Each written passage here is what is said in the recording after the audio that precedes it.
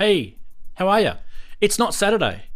Just double check. If you need, grab your phone. Just check it, just in case. Yep, it's Monday. What the hell are we doing here on a Monday? Well, we missed Saturday. It flew on by, and we didn't actually get off the train and say good day to it. Anyway, nice to have you. Thanks for joining us. It's a small amount of people here because it's not a scheduled stream, so it's boutique. But that's okay. We've got to punch the show out. It was all ready to go on Saturday anyway, so we might as well do it now. And we're still going to have a show on Saturday coming up, so don't worry. It's not like we're not, be grateful. No. You're getting a show. You're getting a show. All right, who have we got here? We've got some people. See, look at that. It was worth it. See, I've managed to scrounge some of our regulars. It's nice to see everyone. I sent an email out. I gave everyone about 2 minutes notice. So yeah, I guess, yeah. Yeah. I'm trying to get StreamYard working, people. It's weird. It's not showing any video for some reason. So we might have to just put up with it without StreamYard. But if someone does want to come on as a video guest, I do have one vMix spot free. So anyone can take that. Just I don't know, message me in chat or something. Let me know, and I can let you on to that for now. Anyway, until the StreamYard thing's working. I don't know why it's not working. It's weird. I don't want to technical troubleshoot this right now. I can't be bothered. Anyway, we have got a regular show to give you guys with all the trimmings, and we might even do a little bit of an impromptu jam on some gear as well, if you want that. If not, we can just talk about everything that's been going on in the synth geekery world in the last week. But why don't we say hello to anyone who's here, and we'll start with this one, Andy. Oh no! Hey, it's better now, right? Since I rebooted. It's much better, mate. Yeah. Okay, good. Typical Windows nonsense. So I had a Windows update yesterday on a reboot, and ever since then it's been a little weird. And I've already rebooted since then, so who knows? All the Windows haters are laughing, like, yeah, ha ha ha ha. Yeah, but, yeah. Get it back. As an IT guy, that's what we deal with Windows. It's just bullshit. I know. I share your pain too. Yeah, it's fine. I mean, it's all par for the course. So that's right. Yeah. Just like anything else, when all else fails, reboot, and usually you're okay. So yeah. Good to be here. Thanks for the. I just happened to be up trying to figure out what the hell I'm going to do for hardware jams today. So, hey, there's a stream. I'll half awake, yes. But already up. Nothing like a bonus stream. Yeah. I pulled out my Tenorion. I'm going to use that today for something, I think. I fixed StreamYard. Percussion with that. Hey! Rant's doing online tech support. Excellent work, mate. Yeah. StreamYard's working. I'll put the link up. Got it working? Yeah, keep going. Sorry. Yeah. I just thought I'd tell everyone. No worries. Cool. Other than that, just usual, more January stuff. Put up some weird crap last couple days, and I pulled out my Electron model samples and model cycles, so I'll probably do something with those this week as well, just because they're sitting there in a box, not doing anything. So. That's about it otherwise. Brilliant. StreamYard links in the chat, by the way. My girlfriend went to the airport, so I've just got all kinds of free time goofing around.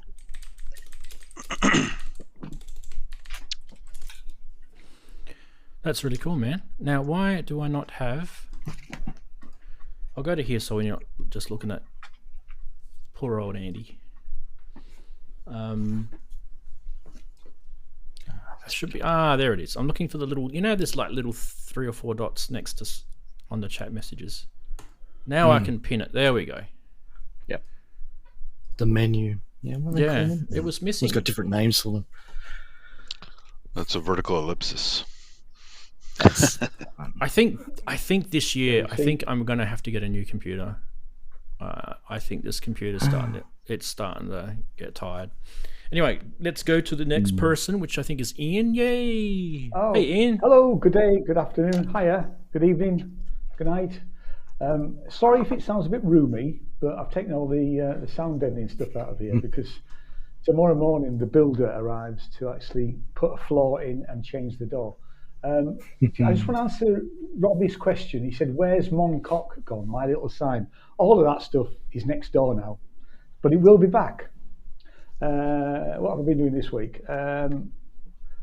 So more stuff to do with my mother, but I had some good news, and that was that I have been asked if I will write the music for a new gaming podcast, which will happen probably in the late spring. I did explain to him the stuff that was going on at the moment, and he said it's fine. We're going to look at it next month for starters, but I think he's going to have to crowd fund the whole thing first. But so that's quite exciting to actually, have some sort of a commission going on. I'm quite pleased about that. Apart from that, it's house clearance, room clearance, studio clearance, boxes everywhere. The house is a complete tip, but we're moving on eventually. Awesome. And how long before you'll get to move itself? Is that still a while away? Well, we still don't know. And the worry is that, as can happen with house moves, it can all fall through at the last minute. Our main priority is to sell this and complete on this. And if we don't complete on the house in Frome, then we'll rent for a few months, move down and rent. So, we're looking at the earliest probably next month, maybe even March now, because it's, No, that'll go although quick. I have taken offices in Frome from next month, so I'll have to deal with that. But, but that's really, I'm not so worried about that. That's fine. I can deal with that. Sooner the better for us, really. We want to get going. Yeah, absolutely. Oh. So, if I had a lorry and I wasn't in Australia, I'd give you a hand. So that's kind of thank you, matey. Yeah. I appreciate that. That's a slight impediment, everybody, just a little one. Yeah. I have to say the cost of moving a house from Yorkshire to southwest of England is on average. I think all of the quotes we had were about £5,000 to actually do it. 10 grand. So it's it's not cheap. Actually, that's not too bad, because I got quoted. I don't know.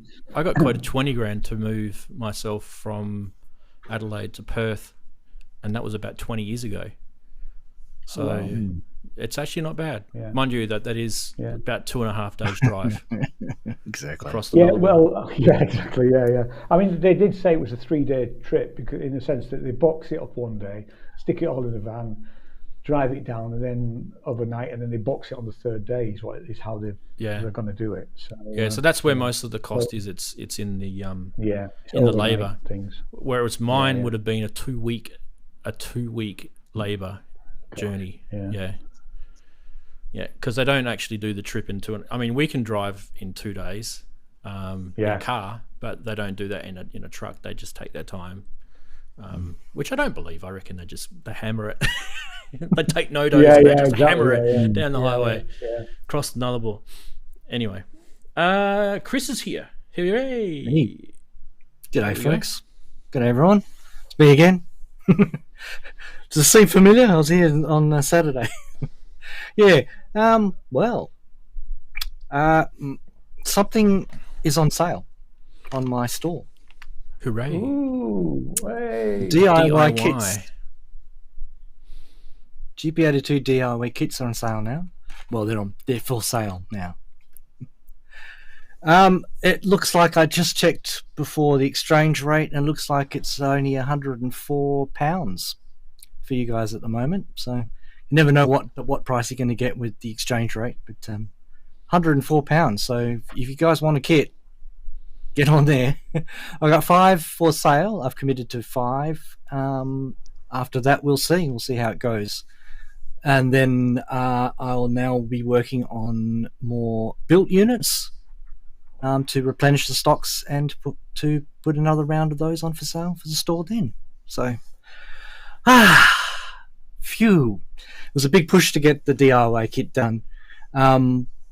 if you, I don't know if you, do you want my link, Rants, for the store? Yeah. Do you want anything? Yeah. Hang on, I'll just Post it in Discord. okay. In Discord. Yeah, Right. do that in a sec, and I'll come back to it. No worries. Okay. All right. Yeah. So that, and I don't. People probably saw this. My oh god, I can't get lighting right. It's my mini deck set is now finished. If you In a turn your box. main light off, it'll show. My main light. Yeah. Yes, I see this one. Okay, maybe not. It's at the angle. What sort of light have you got there? It might be the angle. No, I don't know. You've got a white screen. Ooh. Yeah. You know what? That's interesting. Maybe it's polarization issue. Yeah, I'm gonna it have to could be. fiddle with that another time. Anyway, makes me look less of an idiot if I say that. It does look pretty swanky, I have to admit. It's cool, and it's got a bit of weight to it, which I really like. But now I'm finding that it's slipping off things, so I've got to put some rubber feet on it. Yeah, right. Yep. So yep. Oh, that's pretty much. Oh, I got that. Rance knows what it is, and people who watch Rance's videos will know that that's a 960 step sequencer, Yay. which I've always wanted, and now I finally got one. It's really So- good. It is a really Yeah, good it sequencer. is. The first 2 patch cables I put into it, it did something cool. There you go. Yeah. Right. So, Did you get, which did I you will get the make- add-on modules for it too? Did you No, get 962? and I don't have the 962, and that means I have to build one. Well, yeah, you probably Wow. don't need to. You probably They're really could probably cheap, though. you could probably work it out yourself. Yeah. Well, when I say build one, I'd be building something better than a 962. Let's just say that. Okay, have fun with that. Exactly. That's the plan. Awesome. Okay. I'll send you my link so you can Send the link and I'll Is that bring it up in a French? minute. So, yeah, no worries. Well, maybe I should just post it in the whole stream, the Synth Geekery channel. If you can, Better? are you moderator status or not? Oh, I see. Yeah, that's a yeah, good yeah. point. You might have to give I'll it to me. send it. I'll send it to you. personally. Or you can give it to Andy or Henrik or who else is there? I think that's probably about it at the moment. Yeah. I've got it. And speaking of chatties, why don't we say hello to them? And whilst I sort your link out. Hello, chatties. How are we? How's your week been? Let us know where you're listening from, where you're watching from, I guess you should say. And if anyone's new, shout out to you. And I'm pasting a link for Chris at the moment. That's why I'm kind of talking half distracted. Here we go. There's his link. Okay, hopefully it's not porn because I didn't check it. That would be who have we got? That's the other link that. It's Synth Geekery After Hours. I did see a couple of awesome people. Wow, look at that. Look at all the channel members in there with their fantastic badges next to their names. I'm so proud of you. You got Kent Spong, you've got Ian's one now, and Maikshifter is Chris, he's got one. Who else has got one?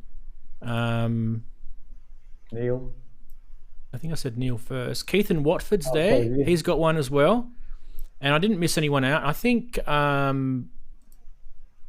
so after that we've got just your regular chatties. There's homegrowns there. Nice to see you, mate.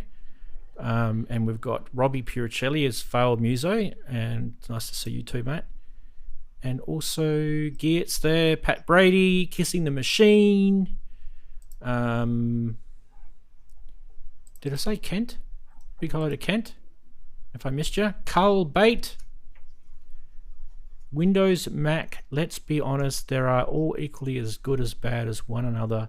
They're at their own given times. Probably true. Probably true, mate. Yes and no. Yeah. Half God, half beast. What are these links, Chris, that you're sending me? Sorry, hang on. I'm just. What's a better link? Hang on, just a sec. All right, I'll wait for you. Big hello to chatties anyway. Nice to have you Complications. on a Monday night, which is bizarre. I don't think I've ever done it. Oh, we got the bishop. Hey, real quick before I forget, The there's a bishop's cool there. gadget I got. forgot to bring up a while back, but you guys know what a tactical flashlight is? Yeah. Mm-hmm. This one is special. Yeah. So it's a flashlight, or torch, as you guys say, right? Yeah. But it's also Ow! it's called Shockwave. Nasty. Self-defense flashlight. Does it plug into your modular and provide shockwaves to you? It does USB charge. There's a USB charger on it. But yeah, so people carry these around if they don't want to carry a knife or a gun and they need to protect themselves in a creepy area. There you go. It's called Shockwave. Kent. I win a carrot. Yay! Just read the chat. The Bishop of Uranus. Say Kent 3 times and you win a carrot. That's what he said. I was trying to say the Bishop of Uranus before, but he's given us a big wave. Now, is it Uranus or is it Uranus? Okay. Yeah, I purposely said Uranus. Well, it is Uranus. The other one is just for fun. So Yeah. Growing up, it was always Uranus. And I'm pretty sure most physicists call it Uranus. Yeah, and in the Most of them playground, don't it was anymore. always I think they snigger, changed snigger, it's Uranus. There's Yeah. too many jokes out there. Yeah. Yeah. Don't tell the gaffer I'm here. Okay, we won't. We won't tell you gaffer. No. All right, let's get stuck into the show. Now, before we do, a couple of housekeeping things. Oh, well, it's part of the show anyway. Don't forget Discord. There's the link there. It's pinned on the chat. Not Discord, StreamYard. What am I saying? Discord's next. There's no one in StreamYard right now. It is working, so you can jump in if you have 5 minutes to spare, whatever you want to jump in and say good day. There's that. And Discord, which we carry on the chat during the week, is always a cool place to go. That's the link for Discord. That's the easiest way for you to get it. If I show it every show, I actually do notice that people do join. You see it in the user log that people do join Discord. So the channel is growing. One thing I've noticed lately is that a lot of people are posting in the member music section, which is really cool because we don't really get a chance to, get our music out there. There's something, 7 billion people in the world, and just about everyone's a musician. So it's nice to be able to get your music, put your music somewhere without feeling like you're spamming a channel or something like that. So since you brought up Discord, I had a question for you. I always use it in the browser, not the app, and I always have to go and manually turn off those damn notifications. Is there a way to set that in your profile so that shit just gets turned off permanently?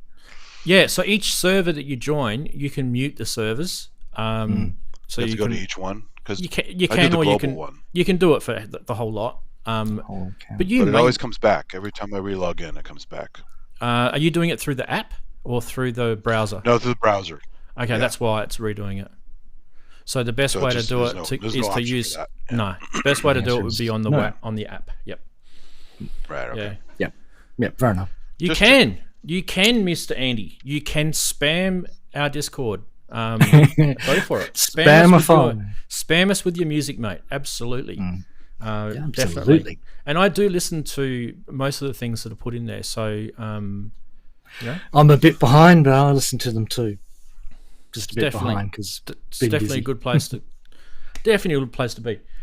Speaking of good places to be, I also wanted to say a big thank you to everyone. Now, what button did I use for that? Is it this one? Lemons.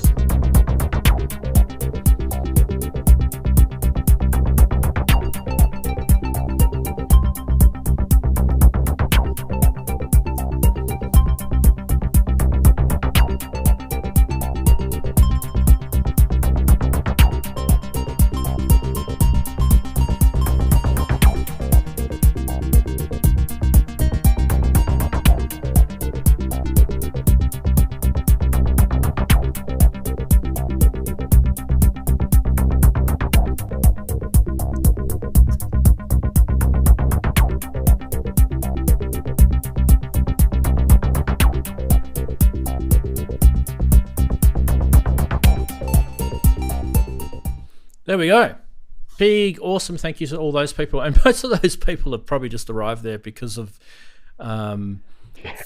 Mez's, drunkard rage that he did on the New Year's Eve show. That was funny. Hopefully they stick around. I'm not sure how it works, but it's there for a month at least. We'll enjoy it for a month, so that's fine. Let's get stuck into the regular segments. Here we go. That's not it. That's it.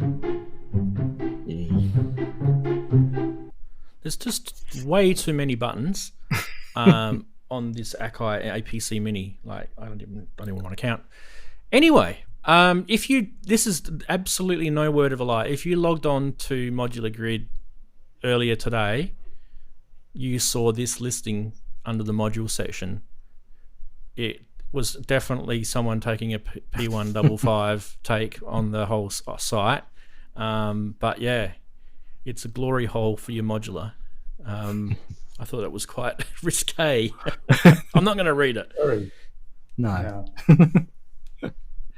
Well, they must let anyone there. I mean, they let me on there. I'm not surprised.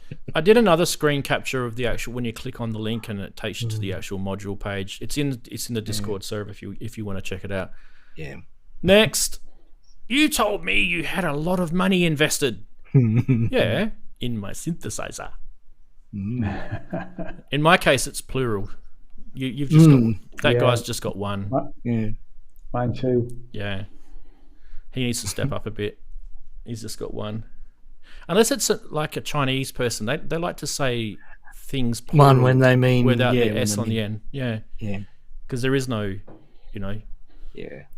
It's probably sensible, actually, to be fair. Next is if you're looking at this and you're thinking, hey, is that a teenage engineering product or is that the icon on a Mac for your calculator? You're probably confused because it is actually the icon on your Mac for your calculator. But it does look a lot like the Teenage Engineering KO2 sampler, doesn't it? And the RetroKits MIDI sequencer. Yeah, it does. I had a look on my Mac today for the calculator. I don't know if it's the same. Where is the calculator? Is it under Utilities? I always forget where it is. Don't know. I never use it. I use a real calculator. I'm say it's a Mac. Everything should be exactly No, where the it should icon is much different now. It's like dark grey coloured now. So yeah, must be an old one. Next. When your tattoo artist is deaf. I saw that one posted. Yeah. Hard of hearing. It's a bit sad, actually, isn't it? Especially the type of chair. Now, I just One want of to those make plastic sure. ones. Did we miss one? Yeah, the 5 As minutes. well as disposable chairs. Yeah. Where are my meme images? I need to find the... Do you know in this software I have 83 inputs that I have to remember where they are. Wow. They're I can literally run through every single one of them. I'm trying to find, with my terrible eyesight, where the images are for memes. That doesn't matter, I'll just press this button. The next one, I don't know why it didn't end up on the show a couple of weeks ago, but there is... yeah. That sounds around about right. This is pretty much how I would work my mixes. Yeah. I don't know about you guys. Yeah. You broke with tradition and put one guitar on there in your last album. Definitely there's no drums in there, you can see that. I did try on Gates to put decent drums in. I have to admit, I did try. Yeah. I did try. I don't know if I succeeded, but I tried. No, I think you did a good job. Okay, next we've got drummer from another mother from another manufacturer, the Fam. Yeah. Behringer's pronounced Behringer, not Behringer. They're just trying to be like Moog now, aren't they? Yes. Yep. That's the polite version, though. I've seen a more Why are you not R-rated Chris? version. Me? Yeah, I know. It's a big black spot where I used to be. Black, yeah. Your thing does I've that every never time been it's an up there. auto select. There you go. You're there now. Yay! Which better. means I'll have to fix it for all the other channels that. We'll put you there, and I'll do one more before I forget. Hopefully the show doesn't crash. Right, next is the Volca Mix. Yep. That one is yep. I don't really know how to explain that. Do you guys want to try and explain that one? Absolutely not. That is it, people, for the memes of the week. What was your favorite? You had Share, you had the Mix, you had Drummer from Another Mother, you had Volca Mix, you had the Glory Hole from Modular Grid, you had someone who thought that her new partner was investing in a lot of investments, and then you had the calculator icon. I like the fam. I think the fam. The fam. Yeah. Although I prefer the Drummer from Another Mother effer, but that's just me. Yeah, someone. Yeah, there you go. I haven't seen that one. Someone calmed that one down. Yes, that's what I mean. That was calmed right down, that one. Oh yeah. Okay, and chatties, what do you guys think? What's your favourite meme? You guys are caught up. The Bear Rock Gringa one. Okay. I said it slightly different, Kent, just for you. Yeah. I think the drummer from another manufacturer is winning it today. It's winning the internet. Yay! There we go. All right. Well, speaking of winning the internet, hopefully, now I'm going to set myself up for a massive fail here, but I have been tinkering with the algorithms on this automation stuff that's in this show that I use, right? I should never ever get, unless, I don't know, the fairies are against me or something, I should never get the title of the news wrong again. Here we go. Let's see if it works.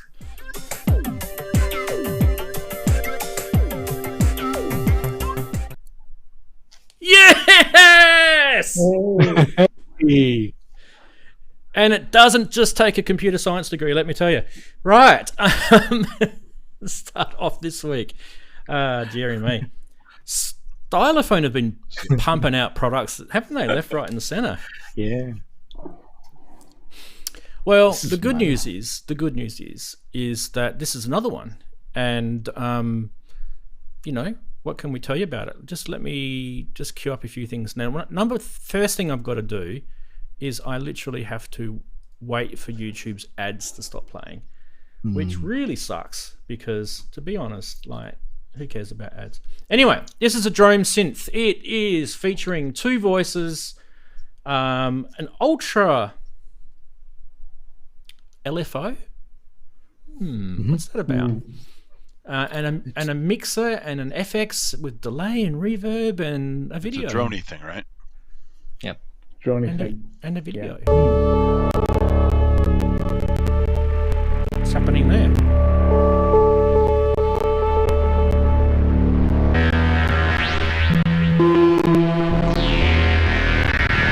I don't know if it's supposed to be crackling like that.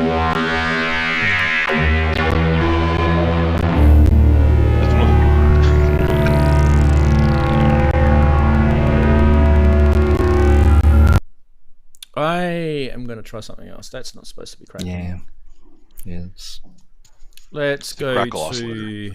Yeah, it's the new crackle synth from Stylophone. That's probably just my computer struggling, by the way, guys, if you're wondering. Yeah, possibly. I think we've had it before, and yeah, it's just been one of those things. I'll put it on a different computer, then we can't win. Masato knives do. No ads. Ads. No. But it knows. It knows you're on a different computer now. If you don't know how to make chords, this is it. Congrats. Sorry. Oh, not the mini chord. Ring, ring, ring, ring, ring, ring, ring. I'm getting bombarded. Ring, ring, ring. And do you know what's funny? Do you know what's funny? a YouTube Premium pop-up just came up at the same time as I was trying to turn the ad off. Geez, they must know. They know things, right? They know things. Okay, let's see if we can get this thing working better. I'm use this on the MIDI chord pack guy. So here we go. Yeah. Hey, that sounds better.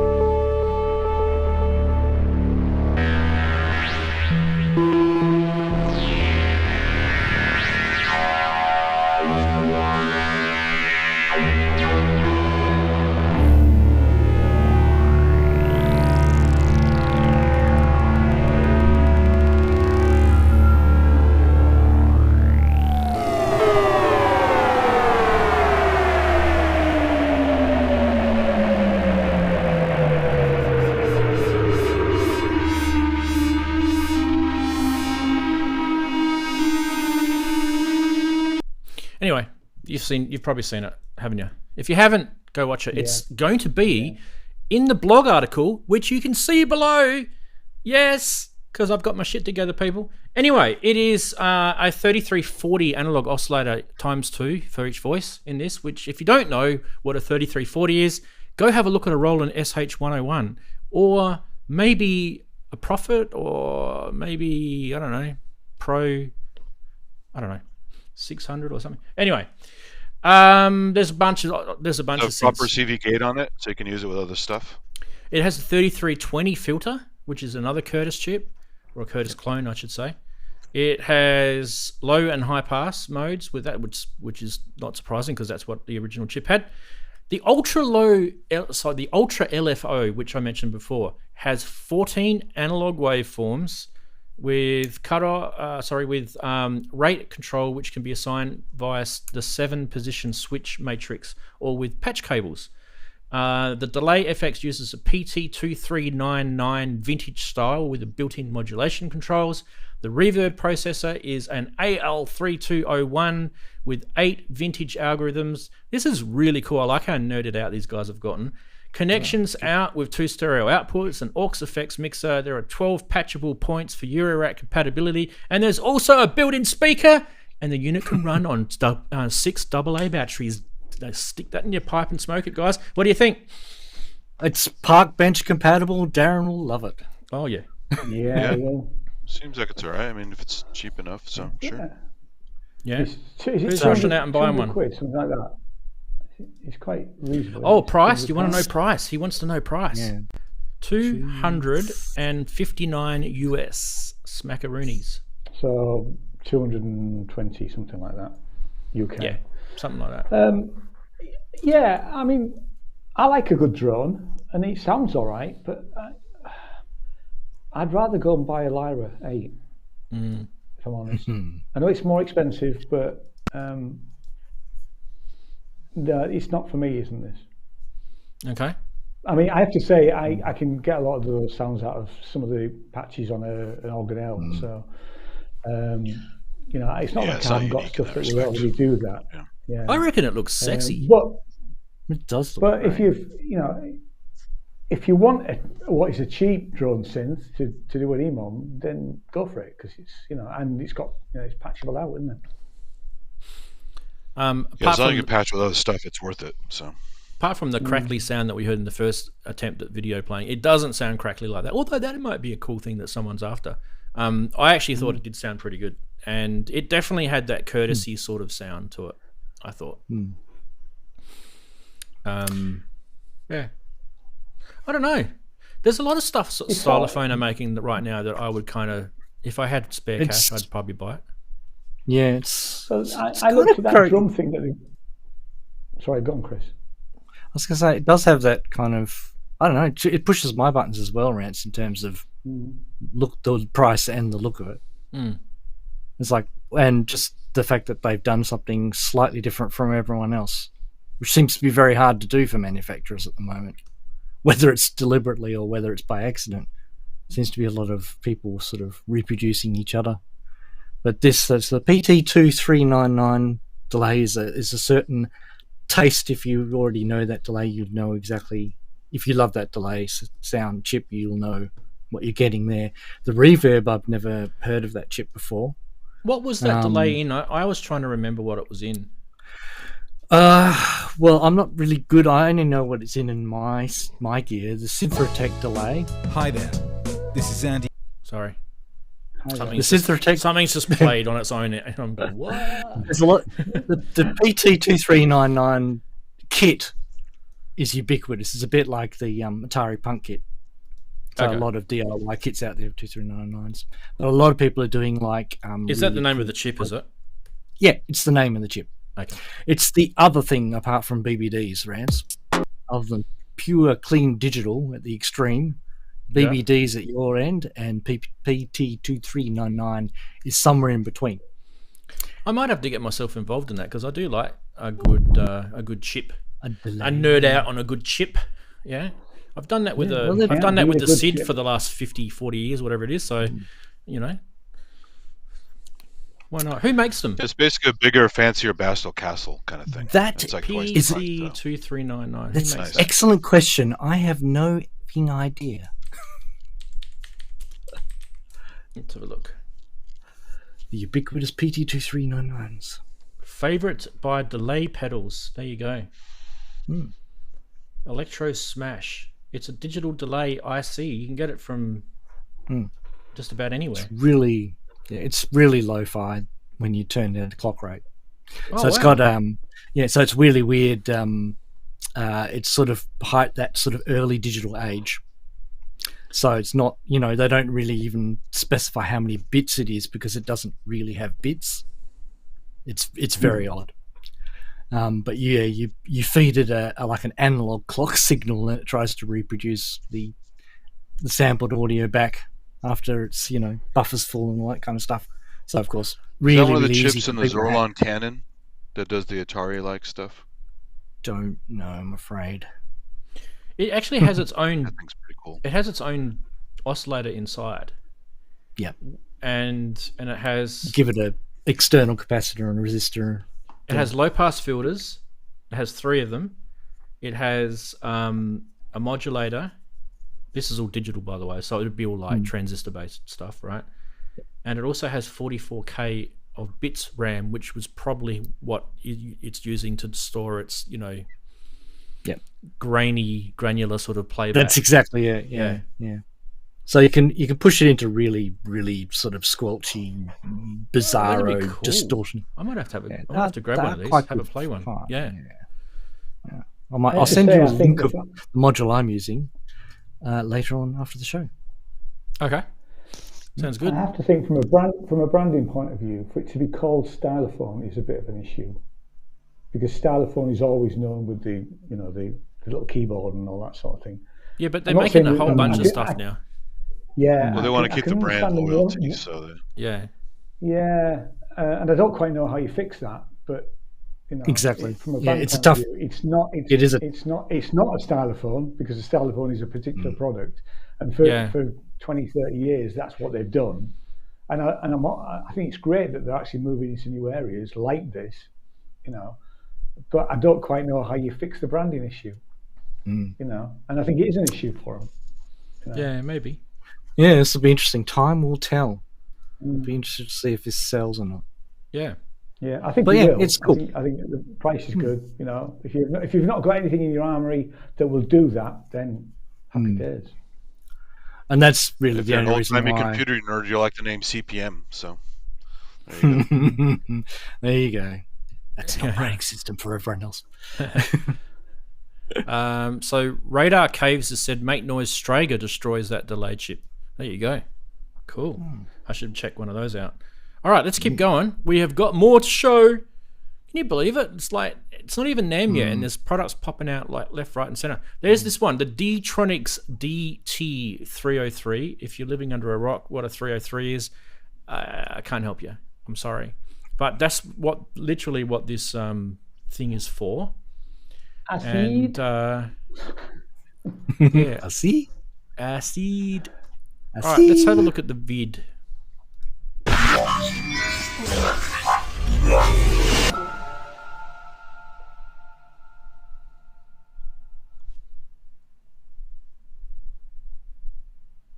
Why am I getting that up there? It's weird.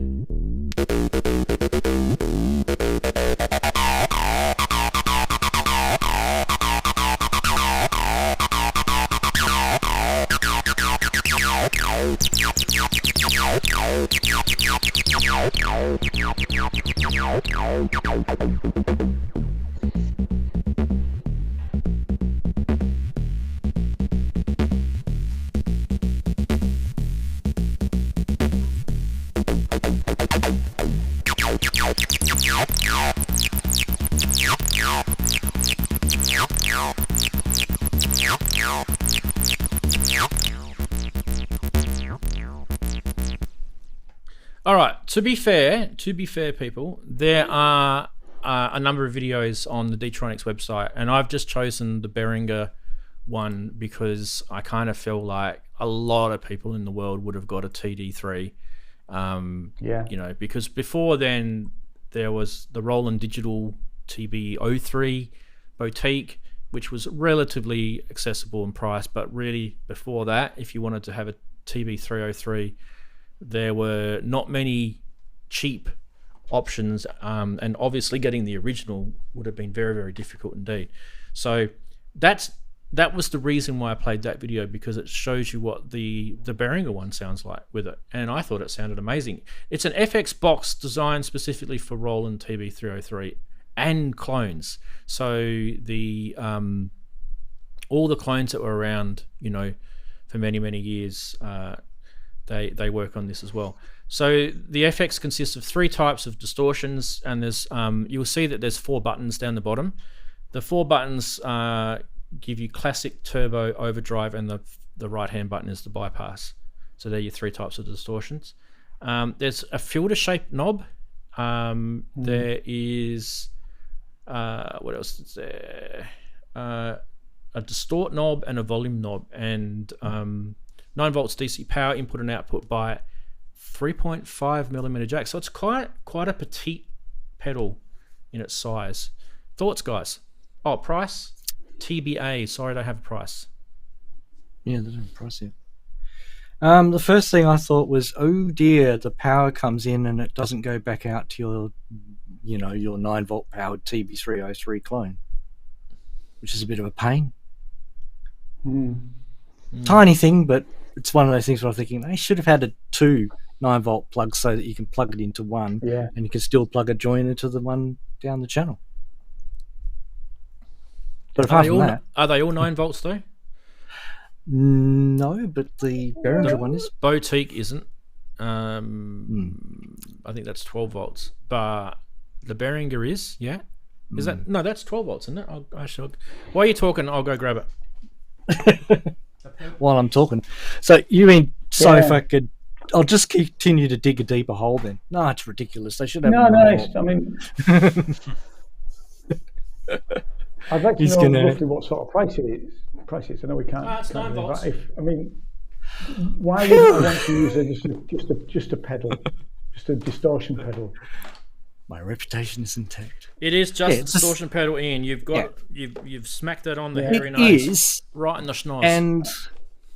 And the fact that you've got, you know, selectable different distortion types does kind of open up the way for some performance kind of changing distortions during a line. Yeah, that's about the only sort of USP. You can do that on the Zoom pedal, can't you? Because you can put. Doesn't this have distortion in it already? It does, Rant. This has already got distortion in it. Yeah, but it's one type. Got distortion. It's a bit shitty, but it does. I mean, I don't see. I mean, I'm not a big TD3 fan. Really. Even the boutique one has distortion on it. Yeah. What I find interesting about the TD3 is that when you actually do use it, it sort of sits really quite well in a mix. Just for me, anyway. Yeah. I don't need this. I'd go and buy myself a guitar pedal that would do something similar, and then, you know, I wouldn't be stuck to, you know, I'd certainly be able to use it on a pedal board or whatever. The TD3 doesn't have the Boss DS1. It has the Behringer clone of the Boss DS1 in it. Yes. We knew what he meant, but yes. It's close. Yeah. It's close.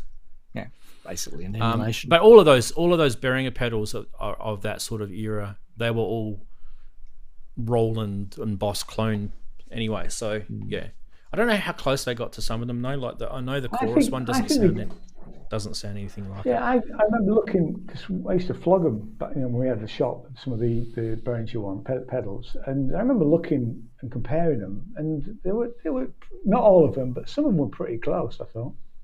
The one that I reckon sounds really good is the vintage phaser, and it's so cheap, and it actually is a really good pedal. So they've done a really good job on that. And I'm not sure what's in the Selena, the one that they brought out, does have a phaser in it, and they reckon it's not the vintage phaser pedal. They reckon it's supposed to be an EHX small stone style phaser in there. But yeah, just we're going off track, aren't we? It's a Dtronics pedal, old school guys. acid guys I know. A lot of old school acid guys I know, their favorite weapon of choice in the 90s was a Boss SE50 or SE70 for distortions and other stuff. Yeah. So. Well, a lot of you guys haven't picked it up here, but and I'm sure Dtronics should be listening to this, but a lot of people actually use the CR mixer and overdrived the input to get that distortion sound out of the TB-303. So it wasn't a pedal, it was actually a mixer. And that should be in this pedal. You should have Dtronics should be talking to feedback modules and working out how to get the circuit in there. Because I've got it built into my Eurorack mixers, and it sounds beautiful with that little purple monster down there. Yes. Turn off the inbuilt one. Yeah. Go back and see it on SG200. No, I can't remember which number it is. But you did go into it quite a lot, Rance. So I did. Yeah. I want to find out a bit about it. Definitely go back. Look for feedback modules. It will be in the show notes on your... In fact, you can actually get a Eurorack module with just the CR preamp by itself. And so it's just a little slender, like 4 HP, sorry, not 4U. And yeah, I've got one in the drawer here, but yeah. I've got a different one for a different mixer strip, but yeah, he does all the different mixer strips he does as individual modules, which is great. Wagoo's asking more details about the filter. I did read something about what it does is it takes a bit of the high, so I guess it's a low pass filter, right? So it's taking a bit of the shrilliness of some distortions can sound quite shrilly, so if you're trying to sort of shape your sound a bit, I'm thinking it's low pass, but it doesn't actually say. But they talk about taking the high bits out. That would be post distortion filter. Yeah, because a lot of people are going to get it because it takes the look and feel of a 303. So yeah, it sits nicely next to it. But like I said, I think it misses the CR. It needs get rid of the bypass button, make it a bypass foot switch like all other pedals have got, for God's sake, and make that into the CR circuit, and I think you got a winner on your hands. It's going to be a Kickstarter on the 24th of January. Well, see, it's not too late. They can change it. It's a Kickstarter. Yeah, they can. There you go. Yeah. By now, not available yet. I'm wondering if also they should make it a little bit, I know this is crazy, make it a little bit deeper. Because I reckon it's going to get lost on your desk. Because you're going to be... most of the TB-303 clones are taller than that, and you imagine something that's just a little bit lower next to your TB3 or whatever it is. You kind of... I don't know. I find Well... It's kind of like the EXT box for the... it's probably bigger than I... boutique synth. It's probably a lot bigger than I think it is. That's why. Well, it's going to be like pretty much that big. Yeah. Like maybe from the bottom to there. Yeah, so, I think I've just got a scale problem. I always fall for that. You know, the ladies usually like something a bit bigger. No, anyway, so we will keep going. Next one, Neo Trinity by Bastl. Yeah, I'm giving Bastl. I'm giving another sack of the sub. Right, so this is a Eurorack module for all the non-Eurorack people. Go grab a coffee. This is actually pretty cool, I'm though. off. It is a 6-channel compact modulation hub with a whole bunch of musical complexity that you can achieve through it, which is their words. But it probably does. With simple gestures, each of the 6 channels can either be an LFO, an envelope generator, or a CV knob recorder. That's the bit I like. And their main parameters can be automated with the record button as well. So let's have a little looky at the 3-minute video. Probably won't be 3 minutes, but let's have a little looky at that.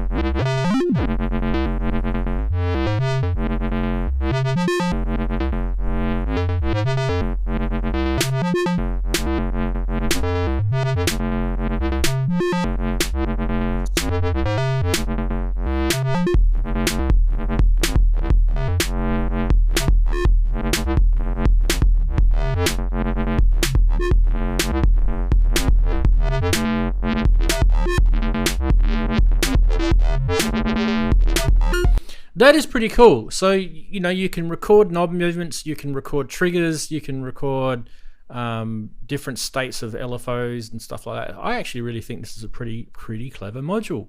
And it is $320 US, so it's on the little pricey side, but, you know, hey, what do you guys think? Yeah, it's cool to simplify some of this stuff. So Yeah. Gaz did a video on this last week. I think it's pretty cool.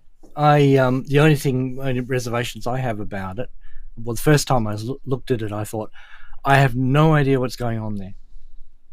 I wouldn't even know where to start. But when you watch the video where they explain, basically, you eventually, like any module, especially a one that's as visually busy as that, you do eventually it does click eventually. But I still wonder if people are going to do, like, have an alternate panels or a stencil or something just to hide away the stuff that's not really performance related. Because that's my only concern, is that some of the, like, I think the concept is definitely great because you've got 6 channels of recordable CV and lots of different novel ways of recording that CV and having that CV affect what the algorithm of each channel is. But the other thing they talk about is the performability of it. And this guy doing the demo is obviously the right guy to do demo for this module because he's obviously very quick thinking.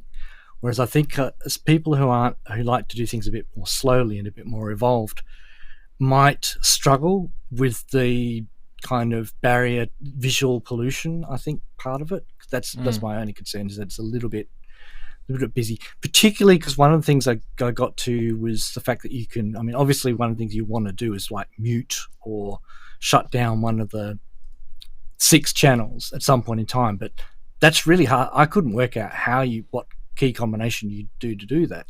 And if you're on a stage, how are you going to remember, so that's the only thing that kind of made me go, Other than that, it's pretty nicely resolved, feature-packed module.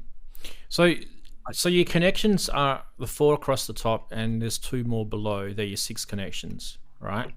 A to F. And then everything else is based on whether you bring your clock in, a reset. There's in E and in F, which do things, which I'll talk about later if you need me to. And then there's clock out. So that's cool because you can actually use this as a through clock or a clock manipulator of some sort. Master or slave. Like a bipolar type clock, right? What happens then is you've then got this kind of like a matrix where it's digital. So you can store things like, in a way, this is kind of like the Planner 2 without the joystick, right? Yeah. But One dimension. Yeah, and one dimensional, but with different features. But So with 6 dimensions. yeah, so That's like, yeah. So if you look above the main rate knob, you've got the mode, and then you've got LFO, envelope, or CV, and then you've got a whole bunch of stuff to the right that you can manipulate that with. So then what you would do is, so you would select what input you're talking about. You would then select what type of modulation you want going through it, and then you would record those knob movements, right? And then you would save it, and you can save this in banks and a whole bunch of other stuff. So it's pretty deep in that sense. Like I was kind of impressed with that side of it. I don't know. I don't know how many banks. I didn't get that far with 9 banks. 9 banks. There you go. 9 banks. That's quite a lot. Mm. So each That's bank enough for a has set. 6 inputs, right? So the 9 banks, 9 times 6 different modulation options. And when you think about it, how big is the module? It's I did read that somewhere. 10? 8 HP. Oh god, it's 88. Yeah. I mean, it's all DSP, no doubt. So Yeah. actually, I'll tell you one thing. The envelope has decay, attack, variable pulse, ranges from 1 milliseconds to 8 seconds, retriggerable and non-retriggerable, and it has a slew limiter mode or an AHR envelope with gates, which is cool because that kind of puts it in the quadigy sort of territory there. Yeah. So Yeah, you could I use did this have as a an look at envelope that. generator. you can. It has another It'd cute be trick. which I- limited though. It'd be limited though. Yeah, you can kind of control if it's a decaying envelope, you can control the decay. If it's an attacking envelope, you Yep. control the attack. There's one mode where you can control both the attack and decay based upon the position of the knob. If you turn the knob to the left, it turns up it slows down the attack, but keeps the decay hard. And if you turn it the other way, it turns the other way around and holds the fast attack and then goes for a really slow decay. Oh, I've seen that algorithm before. Yeah. I've seen that Okay. on synths. Yeah, that's Right. handy because cool. it's Yeah. quite musical. Yeah. The other thing I forgot to to me. mention is in the CV mode, it actually has quantization, So it can do melodies. so you can It have has 8 different melodies, yeah. 8 different scales. You can have 2-volt or 5-volt range, and you can have smoothing as well, which is smooth. Why can't we call that glide? I mean, isn't that the same thing? Yeah. Well, on CV, it's or not glide, it's- portamento. Yeah. Okay, slew. Let's call it slew then. Yeah. Well, when you use it, like for example, in the demo, he was recording knob movements, and I had no perception that it was actually picking up discrete 16th note step values. I just thought it was recording the whole thing. But then he turned off the slew limiter, and it immediately went and I went, oh, I see. I wouldn't have known that was happening because it was defaulting to slew mode. So it's not really a sort of a portamento vibe you get from that. It's more of a standard sort of automation vibe you get. It's a trick. I kind of feel like this is a modulation sequencer. That's kind of. I agree. I feel like the more I read this is kind of more like what you would have in your Volca with the parameter step modulation stuff. Kind of similar sort of. Yeah. I mean, Korg side, yeah. maybe not like electron level, but more sort of like the Korg Volca sort of, step sequencer parameter modulation sources. The mini log or the monologue, that kind of parameter that locking sort of stuff. Yeah, because it has 2 to 64 steps with trigger sequences in it. So that says to me that when it's recording based on the clock. Yeah, on a loop. You can have the step lengths can be different per each output. Yeah. So you can have different lengths. You can have polyrhythms, and you don't have stuff to like and you don't have to record it quantized either. No. Okay. Which obviously is important for things like sweeps and stuff, right? You can mute channels as well. I think you're right though. I think it's kind of going to be like with the 8 HP. I said it was 8 HP, didn't I? What did I say it was? You said it was 8, yeah. Yeah, I kind of feel like you're going to find that a little crammed to be performing on that. Yeah, that's what I think. I looked at this and I thought, well, yeah, maybe they're marketing it towards performance, but I think it's more going to be for people who are looking for inspiration and doing recorded work, because I reckon it's going to be great for generating ideas. Well, they've chucked it on the end of the case, which is probably a good place to be, on the left or on the right of a case, or you'd have to put some blanks around it, I reckon, because you're just not going to get, like, it's really going to be hard to get your hand on the rate knob and pressing record, and that's going to be difficult. It was a good move. It was a good move to put the controls at the bottom and the jacks at the top, but yeah, you're right. That doesn't save you if it's in the middle of a rack, because patch cables will always get in your way. Yeah, definitely the right way around. I would not have put the controls at the top. Good move. Which a lot of people tend to do with modules. Well, I'm used to navigating 2 HP modules, so it wouldn't be that bad. So. Oh, I know, but with your 2 HPs, you generally speaking, you're not in there playing them. A lot of the 2 HP I am all the time, especially on the Pico 3 from Erica Synths is basically 2-3 HP for every module. I modulate them. Fiddling with those things. I modulate those things. I just do it. Yeah, send a CV into it, mate. All right, let's keep going. What are the chatties saying? Nothing. Okay, cool. It's easy. Just saying hi to each other. Let's keep going. We now have to talk about this little sucker, which is the new announcement from Akai Professional, which is that they are bringing out stems separation in their sampler, and this is on the MPC range, MPC software and hardware, standalone hardware, I believe. Anyway, so let's have a quick look at the video. We're not going to watch the 10 minutes of it, but it will be enough for us to sort of work out what's going on. Okay, now let's just press play. D-Mac from Akai Pro, and I'm excited to announce that we've now added stem separation to the iconic MPC workflow, opening up new boundaries, bringing us into a new era of sampling. Take any vinyl record, any sample, and extract the stems, giving you drums, bass, music, and vocals with incredible sound quality inside the iconic MPC workflow.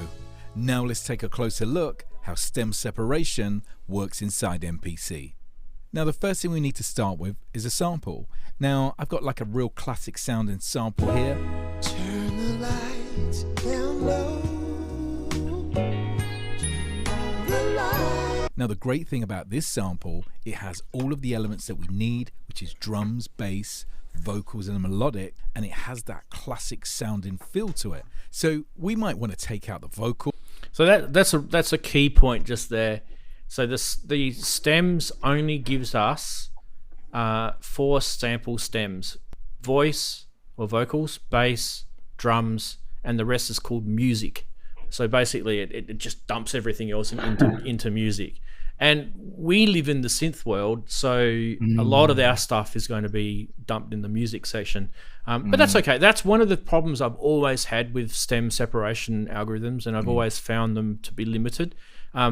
He's picked a sample on this video that kind of separates nicely, but I'm telling you right now, I reckon the moment that you guys get your vinyl out and you start bringing stuff into this, you're gonna like try and do Pink Floyd into this. Like it's gonna be tricky as hell.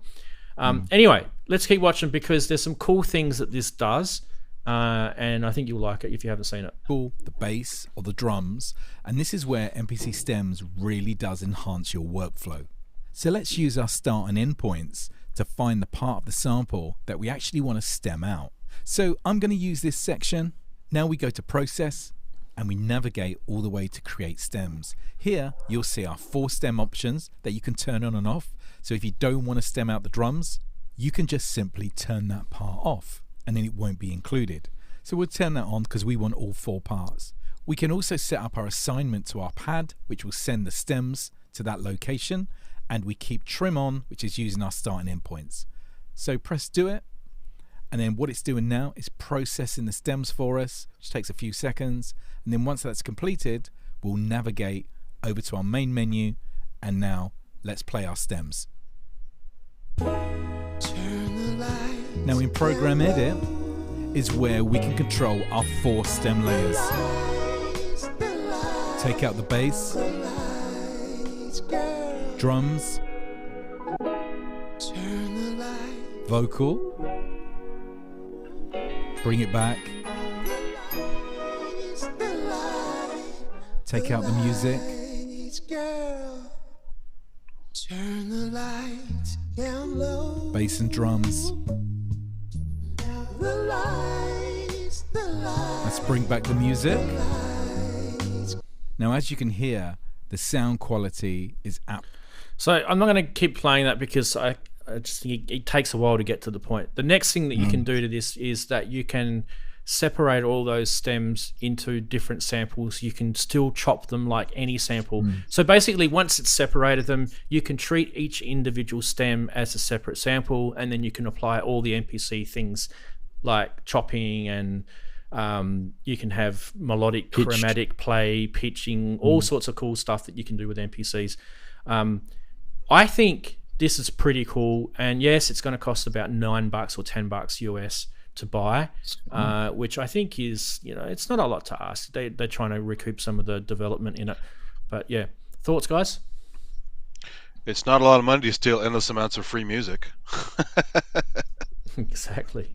That's what people are going to do with it, basically. Yeah, it's not on the Force though, and I think they will eventually. They need to put it on the Force. Is there anything that hasn't come to the Force in the MPC? I think everything did come over, right? No, I think we're still waiting on a couple of things, but remembering that they're trying to keep separation between those two. Yeah. Obviously, the arranger is the big thing, and the the grid play and everything for the Force. But yeah, anyway, because that instrument pack came over, and that was cool. Yeah, I had a look at the Akai Pro website while I was, this video came out, and I was just checking out a couple of things, and I think they've still got their 50% off on their packs at the moment, which is pretty a good deal. I'm not sure if it's the best deal that they've had, if it beats the the November stuff, but definitely if you're into sort of getting some of the air instruments across, some of the pianos and things like that they've got are really quite professional sounding, I thought anyway. I mean, it's not going to be the same as like if you bought an R series Roland, digital piano, right, but it's an MPC, for God's sake. What are you expecting? Most of the people that use these things are beat makers, right? So I don't know if you guys have watched the YouTubers using these things, but they are literally just chocking out beats, each day, chocking out a beat. Quantity for quality, whatever they call it. Yeah, they're very fast. They work very fast. Try to be in the moment. And, So this thing is right up their alley, if that makes sense. So, it's starting to become quite a full product now, this thing. There'll be some people that would maybe not feel that it's complete. They still think there's things that the MPCs need. But, geez, I mean, like, I'm starting to forget what menus I need to go to in this. It's getting pretty full. If you haven't bought an MPC yet, I kind of feel like what more does Akai need to put into this device to sort of tickle you to head on over? I understand it's not for everyone's workflow, but if you've used Ableton, and you're okay with the Ableton workflow, I kind of feel like the MPC workflow isn't too dissimilar. It's definitely different, but I feel like they're not miles apart. It's not like Electron workflow versus Ableton, like that. They are miles apart in that sense, because you sequence completely differently in those two. They're countries apart. Planets apart. Universes. And also the machiner, like that is a completely different workflow to the MPC. You can achieve the same result in a different way, but your, some people would argue that you can get sequences up quicker on a machiner, which I would probably agree. But yeah, I mean, I do, because I can do something from 0 to nothing in 2 hours. So I don't know about MPC on that, but yeah, but with the Too much MPC, menu diving. it's such a central piece to your studio that you can control MIDI, you control audio tracks, clips, samples. It's pretty central, and it's kind of the ultimate hardware controlling device. So when you've got someone who's doing an EMOM and they're trying to find a product that kind of just needs to be central and it can run the tempo, it can be the master clock, it can control MIDI, it can store tracks and samples. I mean, this thing can stream from a disc, from the hard drive on it. So it's insane what you can do with it. Other than that, now you can do stem separation. Yeah, for $10 forever. it's pretty quick at it too, surprisingly. There's a recent issue of Future Music Magic. Actually, it's an old issue because I get it Australian 3 months behind, about stem separation. Coincidentally, so there are. So be aware that there's at least one free option, and there's at least three other paid options as well available online or downloading software. So this is not groundbreaking in terms of what it's the technology nor the quality. There's also alternatives out there in the It was an app that kind of had it like 10 years ago. They didn't do separations, but you could edit the stuff as tracks from a single file. It was pretty powerful. Yeah, they've moved on from that, and it's now sort of related to the AI technology that we're starting to see in ChatGPT. And I don't think it's using AI. You don't reckon? Not to the amount that it could. I still think this is kind of the old school DSP processing stuff going on. Yeah.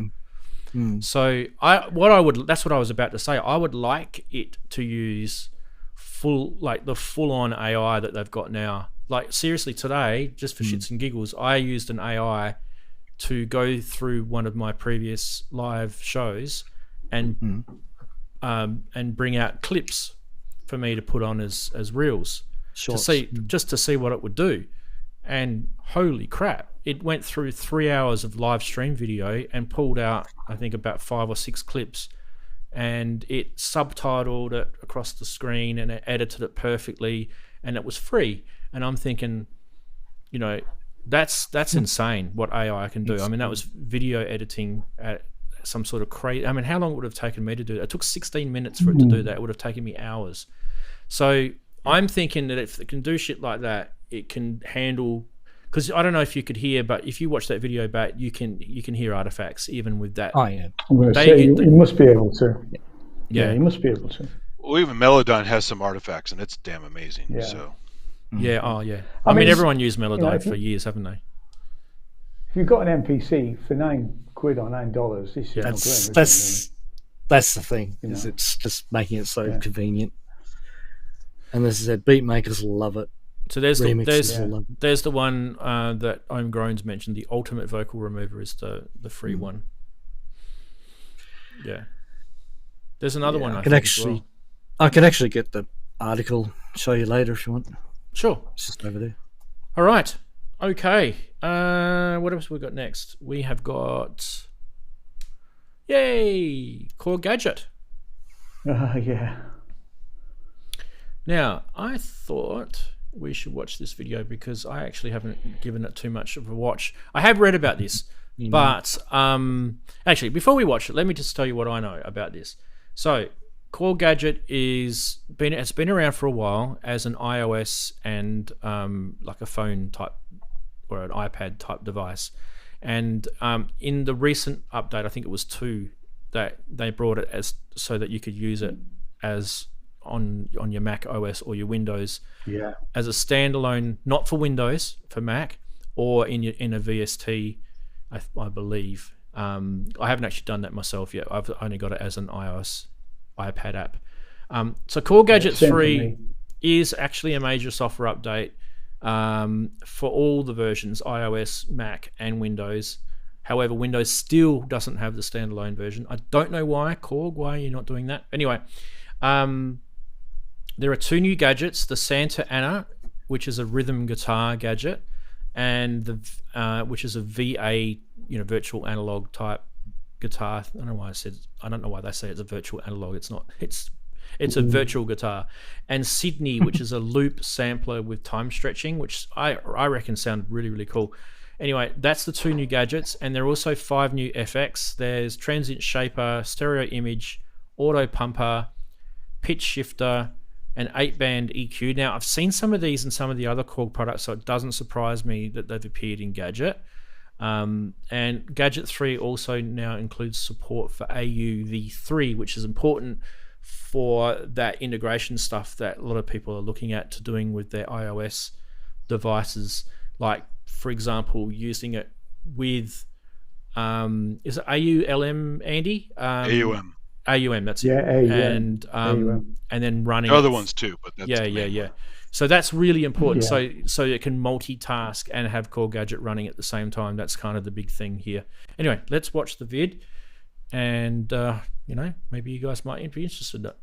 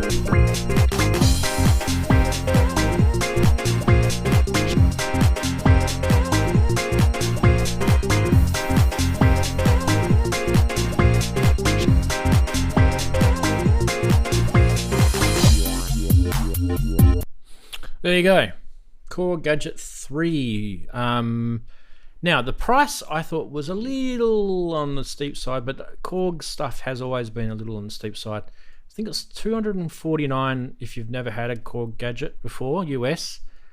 I believe if you've had Korg Gadget 2, it's a $99 upgrade.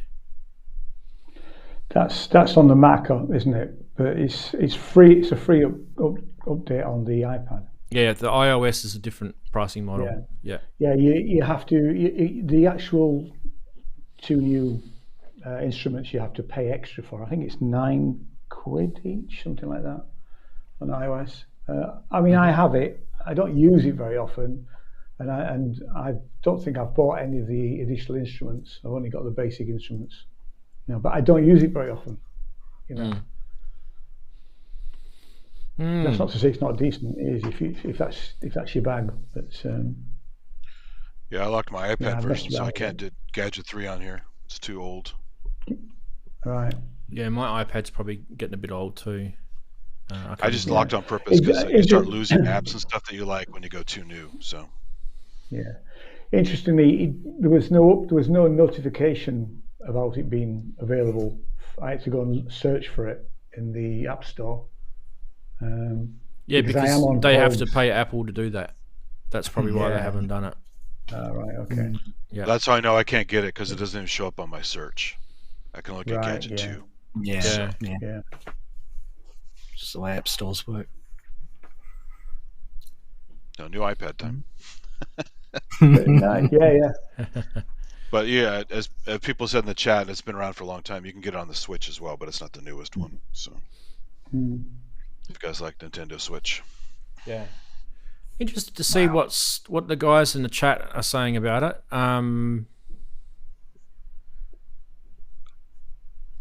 Chris had saying the Sydney setting the pitch is very fiddly on the iPad. Hard to get the pitch you want.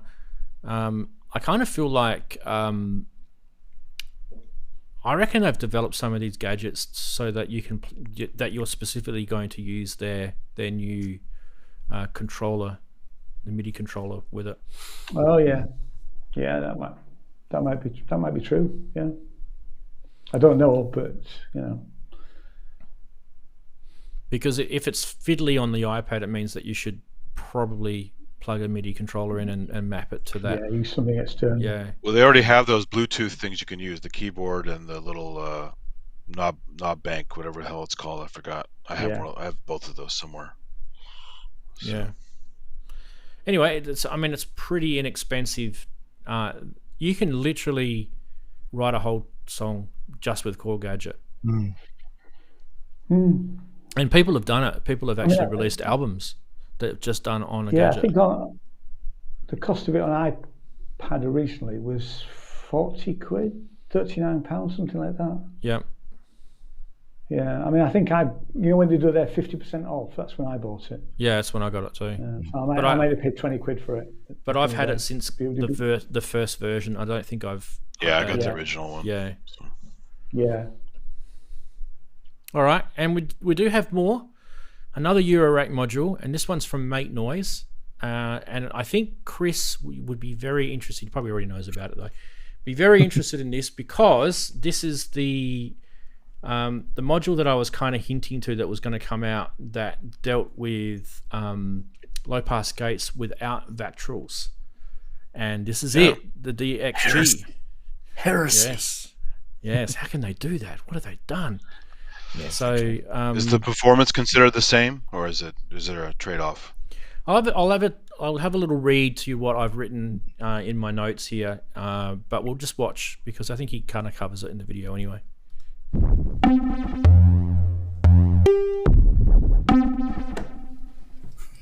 I'm here today with Eugene Vactralman, the #1 Vactral mind in the country. The world, actually. The world. So Eugene, your last name, Vactralman, that's your real name? It is my real name, but I was not born with it. I mean, okay, listen. I love Vactrals. I mean, okay, if you look here, all these are all Make Noise modules. All have Vactrals.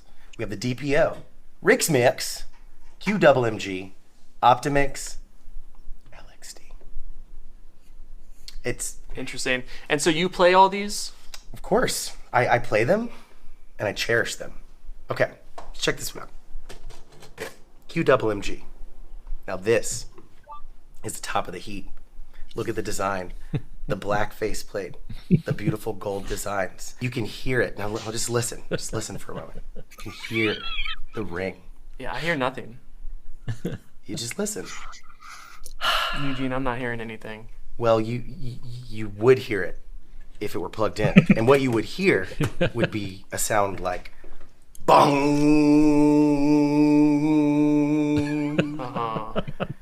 And that's what you like. Bong. This is what happens when we lose power and we can't use our Eurorack anymore. So what exactly? He's the modular Nigel. Do you like low-pass gates?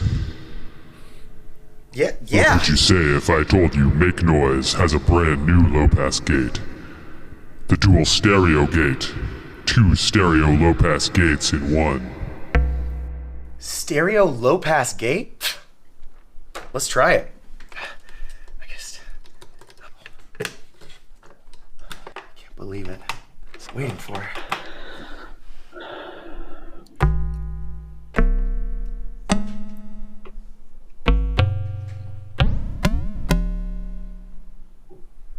Oh, man. Do you hear that? Yeah. That's a Vactral. Wow. But wait, there's more. The DXG does not even contain Vactrals.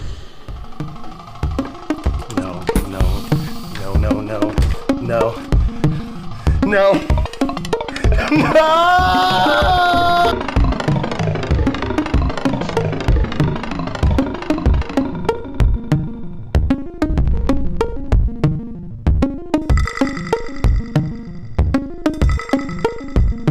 You cheesy bowling alley graphics.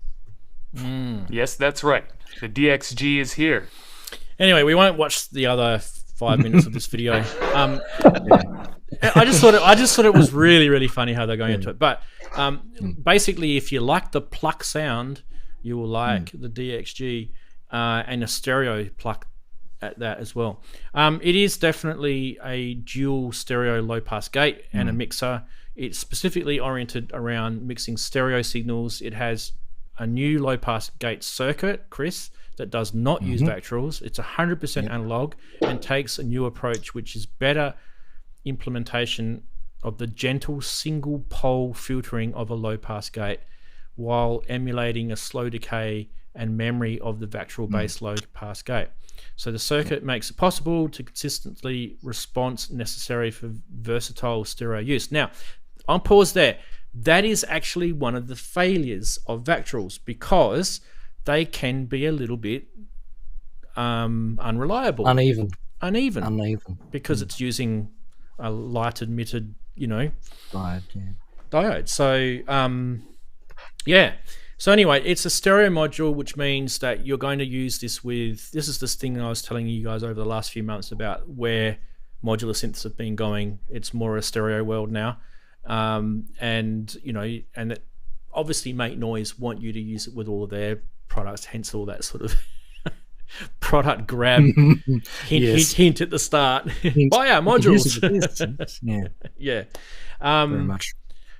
But yeah, so it does work as a mono. So if you don't use stereo, it all normalizes to the left, so you can use it as a mono Vactral as well.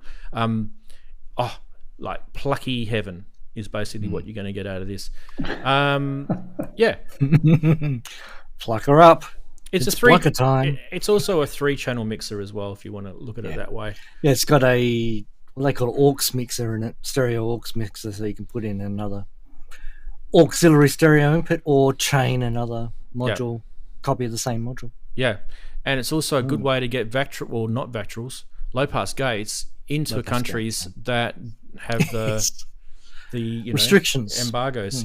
Hazardous materials thingy, ROHS. Yeah, they were smart to do that. So yep, gonna clean up. Very smart. Now, $215. Bet you that surprised you. Yeah, that's a good price. Yeah, I mean, I've seen low pass gate modules a lot more expensive than that. So one of the benefits of doing it this way is you can get the price of the build down as well. And Make Noise don't usually make cheap modules. I mean, the Maths is not a cheap module. So yeah, in fact, I think the cheapest Make Noise module I own is a Maths. That's saying something. Yeah. I'm trying to think what the cheapest one I have is. I have a bunch of their stuff. It's usually around the $300 mark. It's also one of the smallest modules they've ever made, isn't it? Only 8 HP. Yeah. Did I actually? I don't think I actually. So they'll make brains for the whatchamacallit, the touch sequencer thingies. Yeah. Brains is very small. 8 HP. You're correct. Yes. So there's this thing called a strike input that allows you to use a gate signal to trigger a low pass gate, creating a plucking or pinging sound from any gate. I kind of, when you're thinking about this sort of stuff, right, and you think, I want to do a patch and I don't want to use an envelope generator because I'm just so sick and tired of the limitations of a standard ADSR. This is the module, or a low pass gate is the module that you need, is kind of what I'm saying. So, like I said, plucky sound. It's not always plucky sounds. Percussive sounds are probably a better sort of way to look at it. Yeah, it doesn't use up an envelope generator, and you don't need a VCA and a filter. Indeed. Yeah. You get those the Buchla style plucky and bong type, Yeah. gongy stuff. Yeah. Yep. Yeah, it took me a while to work out what the stroke input was. I had to read that a bit more carefully. It really is essentially a sort of a on-off version of the control input. So whatever signal you put in, a trigger of yeah, a trigger. So whatever, yeah, exactly. So I think whatever signal you put into it, however the amplitude, however it longs, it always generates kind of the same shape. Yep. So that you're not. The control input's very much, gives you the full linearity of the how open and closed the whole circuit is, and so that's completely gradual. Yeah. Whereas the stroke input's very much whatever you put into it, it just bong. I wonder if it's resetting the to the start, if that's what it's doing, so that it's starting it again. The cycle of the gate. Yeah. Yeah. Well, it's restarting the emulation, because obviously what they've done is they've emulated the frequency and amplitude response of a Vactrol based low pass gate, and then they probably worked it out. I bet you they worked it out digitally, and then they worked out how to make a circuit that would generate the correct voltages, and then this is where all the development time's taken. Because they said they've been doing this for working on this for 2 years. So they have been keeping it under wraps. I knew about it about a year ago, and I thought they were going to bring it out about a year ago, and then I forgot about it, and then we started talking about Vactrols, and everyone was getting their knickers in a twist about the embargo on what is it called? The cadmium or whatever it is. Cadmium sulfide. Yeah. So I don't know. I don't think Australia's got that problem, so I don't think we're worried about it. But I actually don't own a Vactrol module here, so in my studio, and I've always wanted to buy one just because I can and I need it. But I'm thinking, the cost of this versus the cost of a Vactrol based one, this is probably just as good. And I do think I do rate Make Noise as a manufacturer. I think they make some excellent stuff. So yeah, it's not the kind of thing I think they'd stuff up. Put it that way. They've really got attention to detail. These guys don't make a module unless there's a need, right? And it's not like a pissy need; it's a big need. They kind of, that's the sort of manufacturer these guys are, and I kind of like that because they're heading, like I said, they're heading down that stereo world, and they've also worked out, like I said to Andy before, that you can't penetrate the entire world market because of the cadmium problem with the Vactrols. So why don't they make a product that's stereo and it is a low pass gate? It's a winner in that sense, right? Here's the funny thing though, those standalone MIDI cables like a Uno or something like that, those MIDI cables use an opto isolator, which is essentially like a Vactrol. So how did they get around that? Can they not sell those in the EU either? They're not the same though, Andy, because they're not cadmium sulfide? No, optocouplers are a laser diode, transistor diode, sorry. Laser photodiode. Photodiode. But what's receiving it? Yeah. It's a transistor photodiode. I think it is a transistor. Okay. It is a transistor. It's drawn. The symbol's even drawn as a transistor with a light. Transistor. Okay. I always wondered about that. So. Yeah. And they don't have anywhere near the same sort of behavior as. They don't fall off. They're more instant. Yeah. Yeah, they're much more digital, basically. Yeah. Right. Yeah. I did cross my mind. As well. Guys, I'm going to have to go because I've got a meeting on Teams, of all things, with the bank. All right, mate. My mother's bank. So thanks for coming. See you on Saturday. See you Saturday. Good to see you. All right, all the best, Ian. See you later. Good night. Bye, mate. Bye. See you, mate. Cheers. Cheers, buddy. Right, so that's it. I think we've got through all the news. I'm pretty sure that is definitely it. Yes, we have. Brilliant. Now, don't forget, I managed to get the titles working, so give me a thumbs up for that at least. Come on, guys. At least. And down the bottom on the title, you'll notice that that's the link to the blog article where you can get a copy of all the stuff, links to the websites, links to the videos, prices, blurbs, you name it. It's all in there. We're finished with that now. What was your favorite product this week? There was a lot, wasn't there? There was a lot. I was surprised. I was thinking, wow.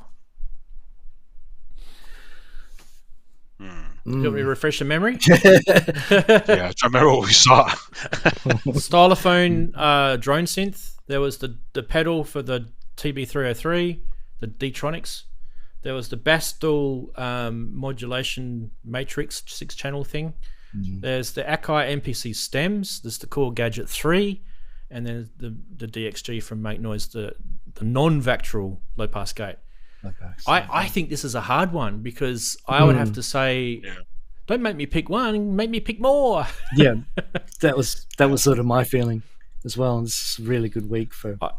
I'm going to bring the chatties. The Stylophone with its connectivity would be great because it not only is a good portable device for the old park bench thing, but it also integrates with your system. So I think for me that one wins on the value for money.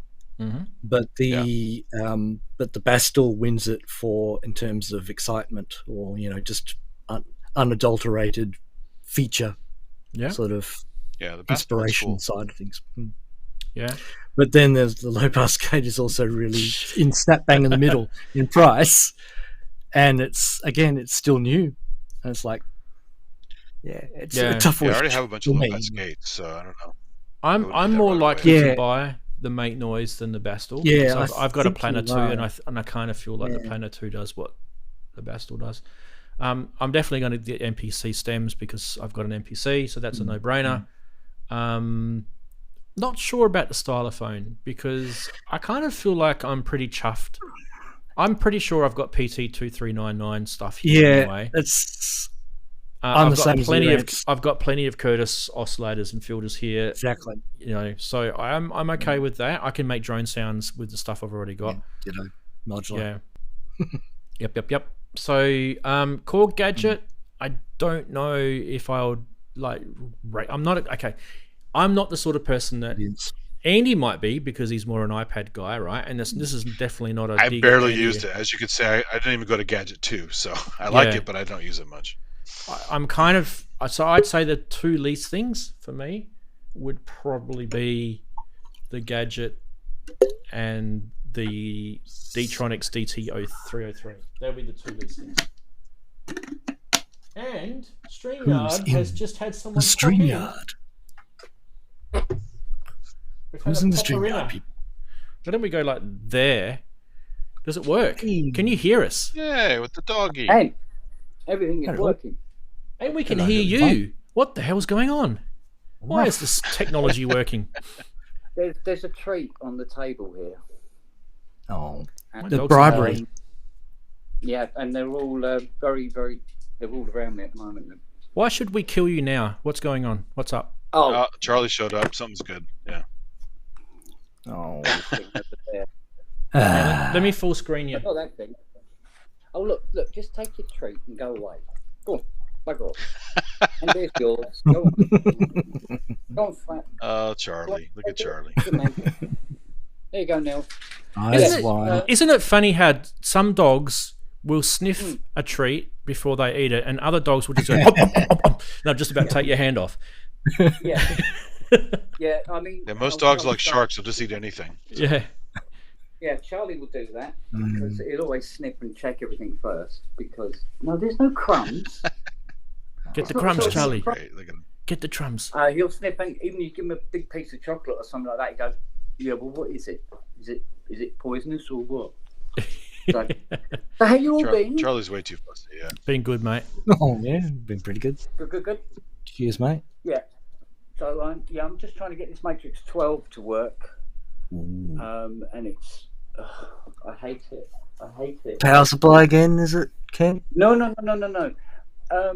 I gave it the software update to 1.5, which is the very, very latest firmware update on it, which of course is EPROMs in sockets as opposed to loads of software across. With Windows. And it's gone absolutely bloody mental. Oh. since these new EPROMs have gone in. And so I now have, was it 37 different voice faults now that it didn't have before. Yikes. Oh boy. And it's working Well, just enough to convince you that you've burnt the EEPROM, right? Well, I said, oh, we've improved the diagnostic software. Yeah, too much. You've improved it too much. Now it's finding all the faults. Oh, it's Yeah, be careful what you wish for, right? So. Yeah. I think there's a quad op amp somewhere that hasn't paid all its rent yet, and it's got, whoa, there's the fail. Oh, I hate those. So, and loading PhysX patches onto it is now an absolute nightmare. Before you used to just load them in, and it's like, cool. Now you have to set up loads and loads of things in the master page. And it won't work with echo turned on now, so that has to be turned off. And it's, I hate the machine so much. Oh. See, this is what happens when you update software, Ken. Yeah, well, tell me, I didn't want to do it. That's probably the only. Do you also have the baud rate issue like D50s have, where you have to be careful how fast you send it? No, it doesn't seem to be. I've had heaps of synths like that. I was going to say, even the electronics are like that. At that level. It's just critical at every other level. Yeah. It's just, I hate them bloody things. So, and then I got 2 more horrible machines to do after I've got this one working. And it's like, so I thought, the show's on. I watched that. That'll stop working. Procrastination, the best kind. It was all done. Yeah. It was all done on purpose to stop you from working. Yeah. Good. Yeah. So because I was working on a memory mug on Saturday, and I had brought the iPad down to workshop with me. And I was going, it's Rand's set up. Where's Rand's link? Oh, where's Rand's link? Indeed, where's his link? I've got to work on this. He's lost his link. Yeah, I'm gutted, mate. That's why I'm doing the show now, because I had this all ready to rock and roll, and yeah. It was taken away from me like candy from a baby, mate. It was gutting. At the last minute. Yeah, at the last minute. Yeah, well, I noticed that you didn't make the error of showing any Prince pianos on the show. I don't know if that was ever going to be a chance on this show, though. I don't know. Yeah, we never know. You know, forearm. Prince, sure, but not piano. Yeah. Libraries. Yeah, Warner Brothers can go do. There's no more. There's no more. You can bite my nose all you want. There's no more. No. Yeah, Warner Brothers can go and do one then. So. Yeah, they won't like it. Yeah. It's okay, Ken. I'll get that live on the pub when I'm there. You can have a live Prince piano thing. So. Well, they can't take that down. I go and go and get an old Planet T out of the garage and paint that. And just pretend. Put on some leather trousers. Done. Now I have to say, Kent, I was thinking about you when I made this during the week. Oh. Yeah. It's one of those little DIY that you'd give your kids to do. It's really, really bad attempt at a theremen. Really bad. Really? It's okay. really bad. Bad as it looked then. So it looks pretty bad, yeah. I mean, it's riddled with electronic problems. So, for example, it has a built-in speaker, and this is like a tone control. So the tone control works on the speaker, but it doesn't work on the audio out. So I'm trying to work out what's going on there. Oh, that's great. It's easy to fix. You just literally rewire the audio out to the speaker connection. That's done. The volume control has the same problem. It works on the speaker, but it doesn't work on the audio out. So that could be something to do with it, maybe the op amp. Is that one a steppy thing, or is it a smooth? No, it's a proper analog. Yeah, proper analog. Okay. There's 3 oscillators, like a proper theremin would have. It has 3 oscillators in them, because you need one for the volume, one for the pitch, and one for the it's not a VCA, but it's like a VCA. Like you need to amplitude, I guess, but not really. But it's what you would do. Modulation, yeah, like an LFO, but but not really, because it's not an LFO, because it's actually really high. it's a HFO. Yeah, it's really bad, but it does make sound. I can plug it in a bit later. You guys can have a listen to it. It does what you expect it to do, like all theremins. And if you get them close to other metal things, they don't like to play. That's why whenever you see theremins in studios, you always see them on a stand away from everything, because that's the only way that they work properly. I always thought it was because it was all about the gravitas of being in a large auditorium that you could fill the whole sound with, but it was actually a technical issue. Yeah, we thought they were just being narcissistic and saying, "Look at me, I'm a theremin player with my hands and stuff." No, but it's because the tech told them I had to. Yeah.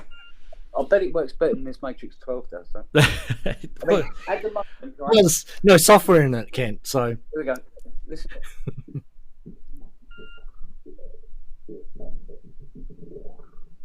Oh, wow. Sounds like a toilet. It's not supposed to be making that noise. Kent's got a problem with his plumbing. Yeah, admittedly, the patch is cool. And bearing in mind, this is the factory patch.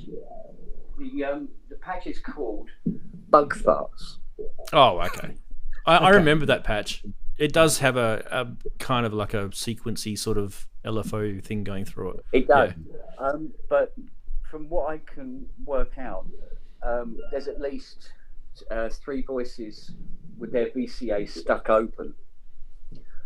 And as a rule, that's not normally a software problem that will cause that, but this time it seems to be. So that's the best sound it makes. So it's worth every penny of 16 grand. Yeah. 16 grand for a 12. Can you believe that? The thing that surprised me when I was making this was that I didn't make one mistake with the soldering iron, not one. And that's, I think, a first for me. Usually I forget to solder something because I'm old and my eyesight's shit, and I usually I'll go back through it with the magnifying glass and go, oh, oops, fix. That's me. But I did not make one mistake, and I'm like, wow, what's going on? Is it possible that it's actually the way it was designed? Oh, it is. There's a theremin forum on the internet which talks about all types of different theremins that are out there, and they talk about this because this is not a J-Car theremin. This is actually done by a magazine in Australia called Silicon Chip, and this is their J-Car's like an electronics company here, and they've made a kit version of it. And the guy that invented it is a guy called John Clark, and he's well known as a synth, DIY guy for a long time, probably for the last 20, 30 years. And so even he has said that, they've made different versions, Mark 1, Mark 2, I think there's a Mark 4 out. This is Mark 2, so, obviously it'd be nice to have Mark 4 because obviously they fix shit in it. Yeah. But I'm going to hack it. I'm going to hack it because this is one of those things that is definitely hackable. Like, for example, inside here, and I could open up and show you, but inside here there's a whole bunch of test points like a lot of theremin stuff has. So when you're setting this up, there's a whole bunch of tuning pots and things in here, trimmers, right? And you would go in and you would use the test points with the ground to a multimeter to check to make sure it's the right voltages, and then you adjust your trim pots to do things, right? So the cool thing about those little test points is they tell you stuff about what this thing's doing, and that information actually would be pretty helpful to actually display. And I'm thinking an Arduino displaying that on a screen on the front of this case would be a cool little mod, so that you can see what voltages are running, and you can see maybe put a little oscilloscope on there. What's your waveform look like? A couple of little hacks that'll be easy to do, but you wouldn't be able to do it with the circuit itself. You put an Arduino or a Raspberry Pi in there, and away she goes. Yeah. I mean, it's like you could park your car inside this box. There's so much room in here. It's ridiculous. Yeah. Oh man. Is that because it's one of those generic project boxes? They just crammed it in there. It is, yeah, it is. I've got the exact biggest same. One they sell. I've got the exact same box that I bought mistakenly to do my Dext synth in, which I ended up buying a different box for that. Yeah. Go on, show us your Dext synth again. What, me? Yeah, you. That's my Dext synth that I built. So you can see the difference. Look at the difference in sizes. It's ridiculous. Yeah, yours is much bigger than mine though. Works for some things. Well, it's shallower though, and it's just got the nice ramp at the top. Yep. And you guys both have the custom. Oh, halfway through your sentence. Brilliant. Do that again. What I'd say is at the moment, this is pretty much what I'm able to do at the moment in my life with synthesizers. I'm limited to DIY projects, so because it's cheap and it's in some cases it's free.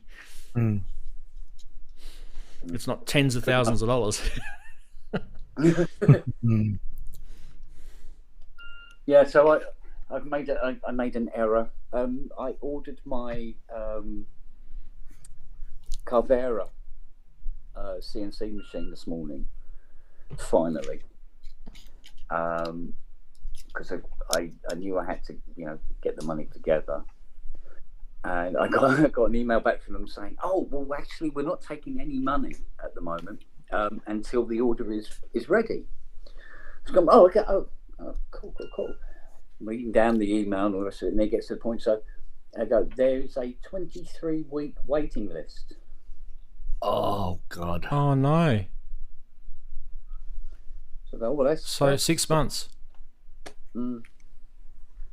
Bugger. That's going to put the kibosh on any of the particular projects that I'm supposed to be starting to build next month.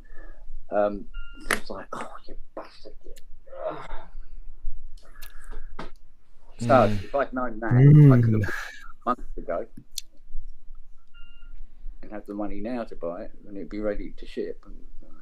Yeah. So these are custom made, I'm guessing, and that's why they're doing it that way. It didn't give that impression. It didn't give that impression at all. I think what they're doing is they're being cautious, and so they're getting a load of orders in, and then they've amassed enough orders to go ahead with a bulk manufacturing process on it. But I mean, the company's based in China. I thought, well, it probably shouldn't have been a problem, but maybe it's postage. Yeah, it could be. Who knows? Or the air is so polluted they can't find the battery anymore. I don't know. Have you seen Shenzhen? Somebody put up a photograph a couple of weeks ago of what Shenzhen looks like during the day, and it's just unbelievable. Couldn't see any smog.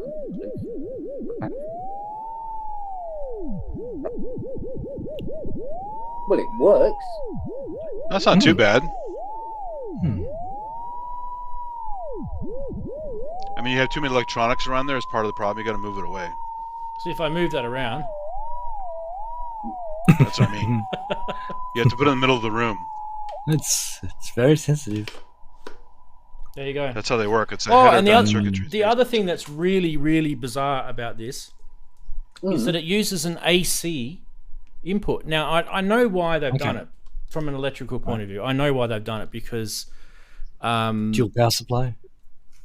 Yeah, and also that they're able to get away with not having to put certain things in circuits, because if they use switch mode power supplies and stuff like that, they've got to do extra stuff. on the power shielding and bridge rectifiers and crap like that, right? But having said that, there is a bridge rectifier in this, 4 diodes right on the power input. So it's actually a DC power supply running off an AC adapter. Yeah. It sort of betrays its vintage, doesn't it? It does. Very common up until the mid. So for me, I had to make up a little bodgy 12-volt AC power supply, and the easiest way to do that is to use 9 AA batteries. Yeah, I haven't been. That's how you get around that one. Yeah. Or it was either that or spend $70 down at the local electronics shop buying a specific linear power supply. That was $10 to do, or $70, and it achieves the same result. So actually, it wasn't really $10 because I had those little battery things sitting in a drawer. So yeah. Recycling, that's good. Box of them somewhere as well. Yeah, I was building battery packs long before these power banks came. The other good thing about it too is you don't get any because it's battery powered, you're not getting any sort of other RF going on. That's right. In that thing, so it's keeping it pretty clean. What happened to my input? Input. There it is. There we go. All right, that's a better sound. Yeah, that is better sound. A little bit better. Okay. All right. Now, who's interested in looking at some cool stuff that I found in the auction land? You interested in that? No. Why not? I got something for you too that I can put in the chat. All right. Well, there's a fair bit, so maybe next week, but we'll see. We'll see. Oh, well, it may not be there next week. We'll see.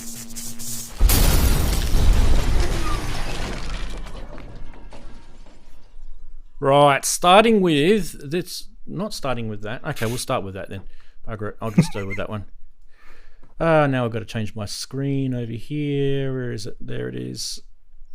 Sorry, because there's a live auctions at the moment, and so I do want to show you guys the live ones. So an EMS Synth AKS, £15,000 is probably about the going rate, I guess. I haven't actually checked on this particular one.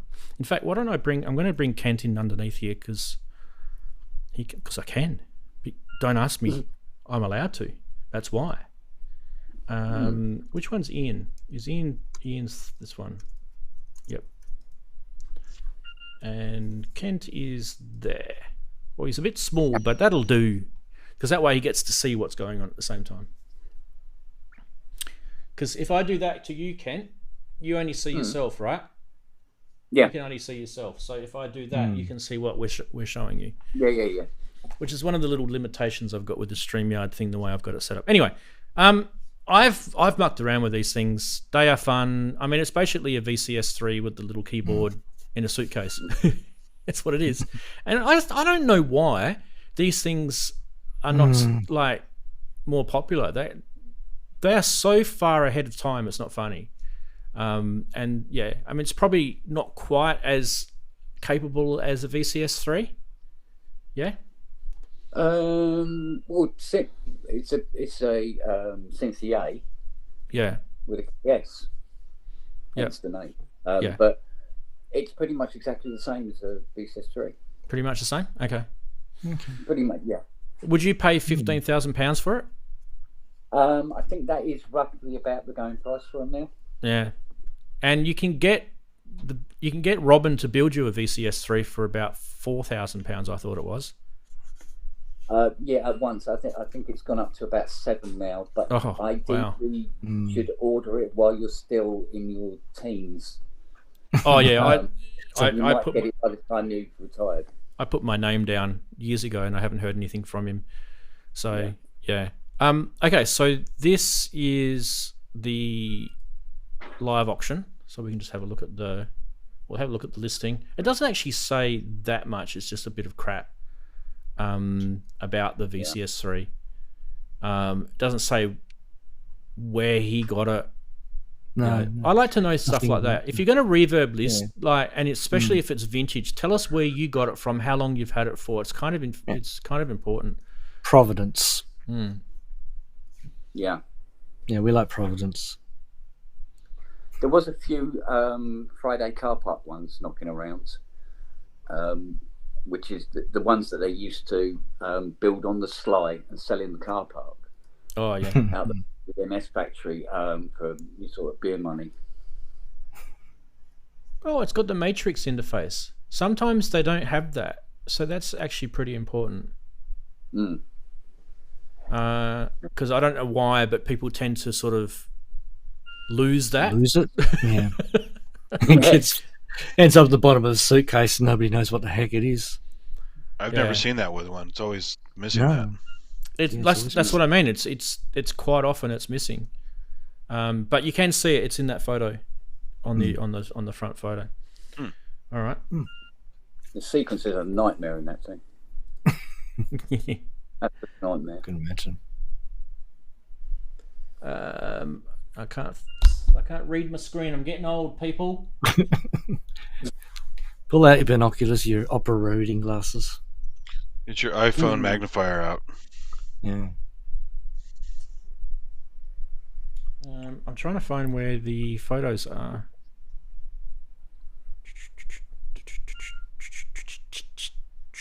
There they are. Okay, next. Jeez, no wonder. Why are you not going next for me? There we go. Now we can go to the page that I was looking at before. Hooray! Yeah. Now, this is a bit more modern, this product. A Roland MC909. This is probably, 2000? 2001, 2002? Somewhere, I don't know, somewhere around there, I'm guessing. I actually had one of these for a little while. I have the 808 version. I had the 808 as well. I think one of them, I can't remember which one, the 808 or the 901 had the motorized faders. I think it might have been the 909 that had the motorized faders on it. So the little faders. 808 has the motorized faders. Okay, 808, yeah. Which was kind of. And a zip drive built in. And the zip drive, yeah, it did indeed. Once again, we have this one live on auction, so we should do this. And there's only a couple of photos in this one, so not really showing much other than, hey, look at this tilted to the left. Look at this tilted to the right. Look at this not tilted at all. Yeah. What about showing the back? Some people interpret the please show the product from multiple angles bit a little bit shallowly. At least you did so you can see the red twisting, color. Twisting the camera. Yeah, twisting the camera isn't the same as changing the angle. This one is in Vancouver in Canada, and they do things differently down there. But let's see if this button works. Now, if I've done this correctly, it should go to the next tab. It has! Hooray! Hooray. And this is what this is. It's on Reverb. If you actually find a product that you're interested in this particular case, it's the MC909, and you scroll right down the bottom, they actually have this cool thing called Price Guide, which has been around for a while. And you can actually see how much the going rate is, I guess. So between $500 to $1,000. And if I go back, you can see this one's a little bit over. See that? Do you ever use PrePal? Have you used PrePal before? Yeah, PrePal. Kind of trending? PrePal. Yeah. Is that come back in again? Because that was stagnant for a long time. Oh, I haven't used it for a while, but I used to use it all the time. Yeah. Because that was doing the eBay. That was also doing the eBay stuff, and I think that eBay changed the way the algorithm worked, and the person that wrote that PrePal cuts it off. Yeah. Cuts it off. Yeah. yeah. All right, so that's that one. What else we got? This one, the Roland SH1000. Okay. Now I actually like these. I do. I like these because what these were basically these were a synth that were built for you to chuck on top of your organ, and you're not supposed to say "ouch." Don't do that. No, it's the wooden ones, like the big Elkas and those things, that or Rhodes around. Or something. Right? Yeah. And that's the reason why you see all the memory patch memory switches, toggle switches are across the front of it, and see if anyone picks up what that synthesizer looks very, very similar to. It says 700. 700. Yeah, 700. Well done. That's exactly what I thought it looked like. Yeah. It's a common form factor, though, isn't it? Around that era. Did you actually know, though, this is actually Roland's very first synthesizer? According to this Reverb listing, it is. I don't know if it was though. Let's see. That's right. I heard it was because I had that thing where I had one here that was chromed, which ended up actually being the very first Roland synthesizer. It ended up in the museum. Because Roland wasn't called Roland before they made other stuff, right? They were called, I don't know. Now you've got me. Yeah, I'm trying to remember. Yeah. Some Japanese word. Yeah. I guess. Maikshifter. Yeah. I don't know. No, that's Panasonic. Yeah. Acetone. Yeah, that's right. Acetone. Acetone. Yeah, the Acetone. Thanks, Wigoo. And so Acetone made stuff. I think they were like little drum machines and stuff. Yeah, for organs. And that's what I'm thinking. So that's probably why. So yes, this probably is their first synthesizer. It probably is. Yeah. Yeah. Okay. So Definitely under the Roland banner. Isn't it? under the Roland banner, yeah. Yeah. Not much of a synthesizer though, to say. Well, they were designed to sit on top of organs, weren't they? As a second tier, I think they're called. Yeah. Well, like a bass accompaniment or some other patch that you might want to, there are some interesting patches on this. In fact, I can show you. It's also why the lever switches are there, because it's usually up high. It's got a noise generator on it. Oh. Tremolo, wow. So Sawtooth and what is that? Hang on.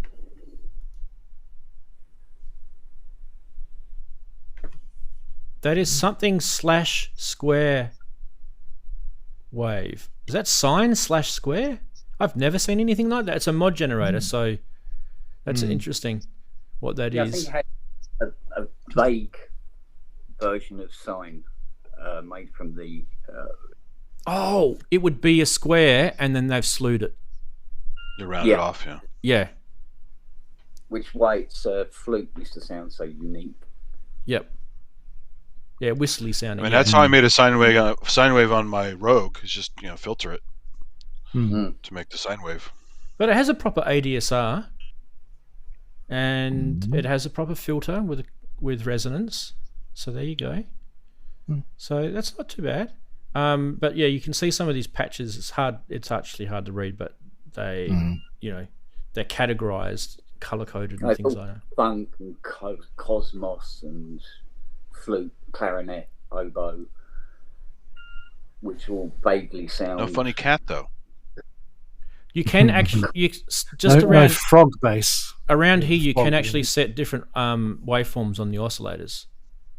So there's like there's ramp and there's sawtooth and there's square and then there's noise, and then because they're toggle switches, that means that you can mix your oscillators. And I'd be interested to see whether they've inverted the waveforms to mix them, because you get kind of interesting artifacts if you kind of mix them on the same, like if it's a positive waveform mixing with a positive waveform versus like a negative. 2500. Yeah, like the 2500s. I don't think you could mix them. I should look. I've got one here somewhere. Oh, you got one? Yeah, there's one knocking around. Whip it out, Bill. Whip it out. I can't remember where it is. That's the thing. I need a catalogue that I can go to. Say which room it is. A spreadsheet would be your friend. Massive spreadsheet. Can't you say somebody chromed his unit? He made a chrome case for it. Yeah, that's what he said. But out of interest, let me just finish with this. $2,000 Australian. What do you guys think is the going rate for an SH1000 according to Reverb? Do you reckon it's above or below or on? Oh, below. You reckon it's below? It should be below, yeah. Okay. If it's really rare. It's above.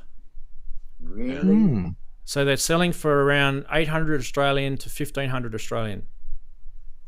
There you go.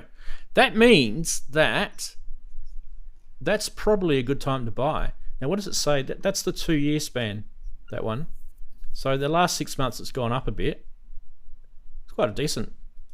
In the last year, it's gone up, but 2 years, it had a bit of a roller coaster ride here.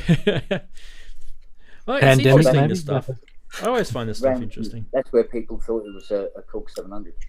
yeah, exactly.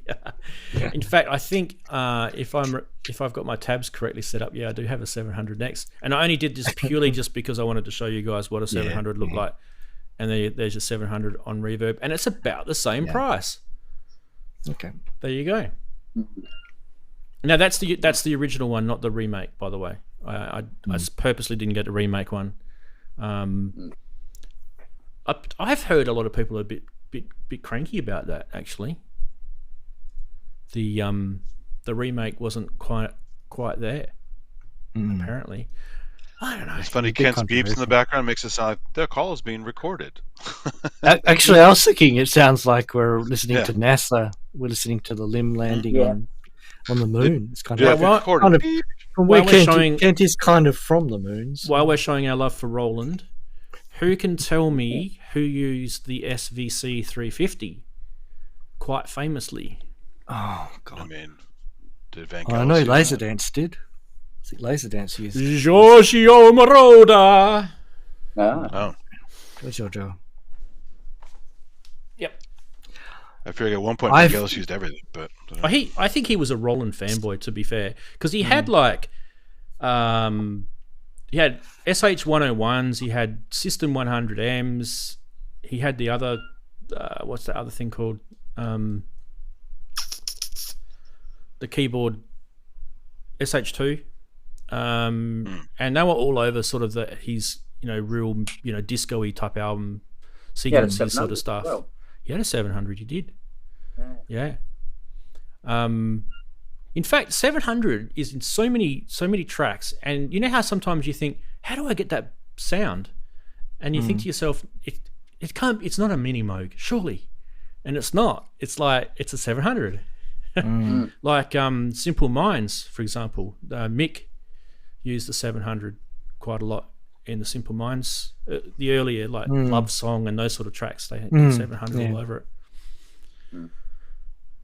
There we go. So the SVC 350, if anyone wants to get that, it's got a 6% price drop. So that's in Australia, is it, Rant? That one is in Oregon, Portland. It's just down the road from Seattle. Seattle. Up the road for you, Andy. I thought it might have been the one I had my hands on. Quite a bit up the road. You got to go past the volcano to get there. I drove up there before. It takes a while to get up there. So got to go past that massive big volcano. They go by Crater Lake. It's beautiful. Yeah, an old volcano. Cool. It's an old one. Yeah, beautifully built. It is a good sounding vocoder too. I managed to borrow and play with one once. Oh, where did you get one of them from? In Australia, here. Ooh. It was here, so I don't know who I got it from. I got it by my friend Simon. This is and he said, "Oh, this is a vocoder," and I went, "Holy crap!" This really isn't a fluke at all, but this has turned into a Roland versus Korg fight right now because now look what's turned up. It's a VC10 vocoder. Isn't that the worst one they ever? Is that the original mic for it? I don't think it is. No, it looks kind of like it. It looks like at least the pipe is. I'm pretty sure the original mic was black. Yeah, and it was thinner. And it was thinner, like all the Korg stuff, and it was useless too. It sounded like you were talking in a toilet. Like it it did. It absolutely. It was terrible. Anyway, this is also live and probably overpriced, but they have given you a 5% discount, so don't whinge too much. That mic just doesn't look like it belongs there. No. Oh, any synth that's got a VU meter on VU meter. They're after. Yeah. It reminds me of the old days when I used to listen to my dad's hi-fi system and it had the VU meters on it. That's what it reminds me of. And they always so those GRP sensors jump over the end when you turn them on. Yeah. Korg one's worth fun. The bulb works. Oh yes, it's good. Korg do this stuff where let's make something and I don't know what to put on the panel, so let's just print a whole bunch of graphics on there instead of actually putting useful knobs and things instead. The knobs are tiny, and then they've got this massive graphic. Good on you, Korg. And let's put a whole bunch of knobs on the other side of the graphic. That's a case of the internal electronics driving the outside panel for sure. Absolutely. Yeah. Well, to be fair, DX7 did that with all those algorithms. They could have put some damn controls there, but that was the time period. So the only thing with that BC10 was the converters weren't that good, so you sing English into it, but it would come out Cantonese out of the. It wasn't good. Is this in New Zealand or something? Maui Recorders. What? I need to check this. Where is this? Oh, it's Portland. Maybe it did come from New Zealand. Hello to all the Kiwis watching. Hey. Fan bloody tastic. Now I don't know what else there is. I think that might have been it. Let me just double check. If you go to the private chat, I have that one if you want to show it real quick. It's just a good laugh. Yep. Because it's so damn expensive. Oh, I think I might have seen this. Oh, actually, no, I didn't. Wow. It's just the value of signatures, right? My God. Okay, let me just get this. I've got to get this eBay link without the hash at the end of it. Yes, tracking. Okay, so price watch there. Sorry, guys, I have to paste and cut and paste and cut. Here we go.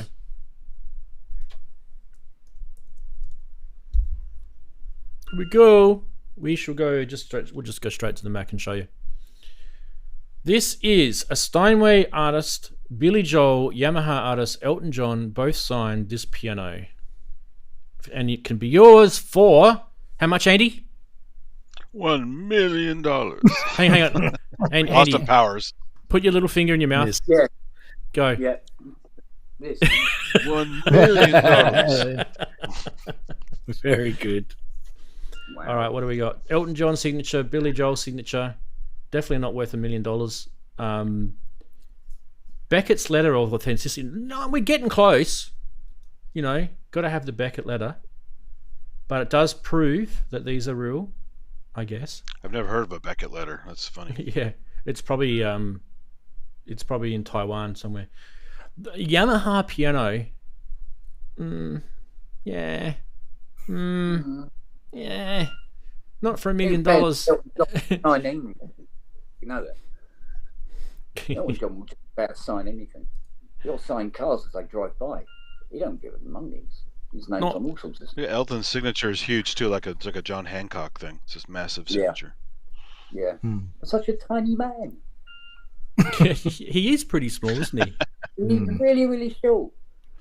Yeah, Yeah, Tiny called him one of Snow White's helpers and gets away with it. To his face. There were other reasons which I thought were beneficial for him being short. Oh boy! But we don't need to go there. Oh no!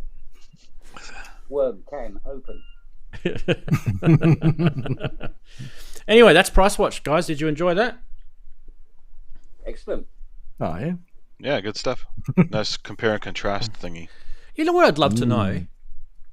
Has anyone ever bought something after I've shown it on Price Watch? I'd love to know that, because that would just float my boat. It really would. Yes, I got the $1 million Yamaha Elton John piano. Yeah. Oh, so you've jolly good. So there was another one on there for about $1 million. That was actually a beautiful work of art. It's got all the wood paneling and stuff. It's like a really cool old piano. There was definitely one Price Watch where I honestly thought that you were going to get something 80 that I showed. It wasn't expensive either. It was like $200 US, and I think it was. I may have already had it on another page before the show. So right, okay. You're an eBay freak. Okay, fair enough. Yeah, Robbie's saying he's just these days, but yeah, they're both good. Robbie's just saying he's just pulled the trigger on Elt's Joanna. Well, keep him warm all winter. It could be a bit of an Australian joke there. That is a bit, yeah. Wonder what Joanna's got with the Goanna. Yeah. Yeah, exactly. We call them goannas. Yeah. Yeah. No, I'm Very going to wait too. expensive firewood.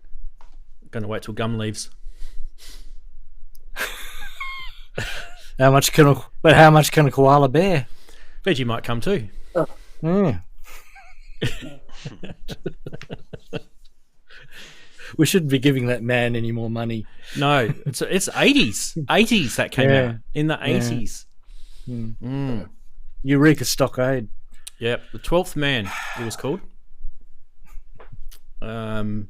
This was back in the day when in Australia it was a cult thing on a Saturday morning that you'd get up and you'd go and watch the V8 supercars race, and then they'd finish, and then you'd watch cricket for the rest of the day. And you'd have Richie Benaud as the commentator. You guys should know who Richie Benaud is. He's famous Australian cricket commentator. Oh, not a bad shot, that. Yep. He's the guy that's just like, pretty pish, poor effort, Dutch. When he's talking about the English, of course. No, just kidding. And that was like 1980s. That's your Saturday mornings, taken care of. You'd probably have a few beers by then. And then jump in your car and drive somewhere after that. The only Benno I remember is the Mad Max guy, the big, tall, goofy guy. Oh, the Mac. Oh, no. At the farm, at the at the ants farm or whatever. His name is Benno. Yeah, I know who you're talking about. He's the guy that had the funny goggles on. He's just kind of a slow guy, right? Yeah, he's running around, kind of goofy. Yeah, he had like the old, World War I pilot's goggles on. Oh no, that's the gyro captain. This is the kind of like special needs guy at the farm. He's like big, tall, goofy guy.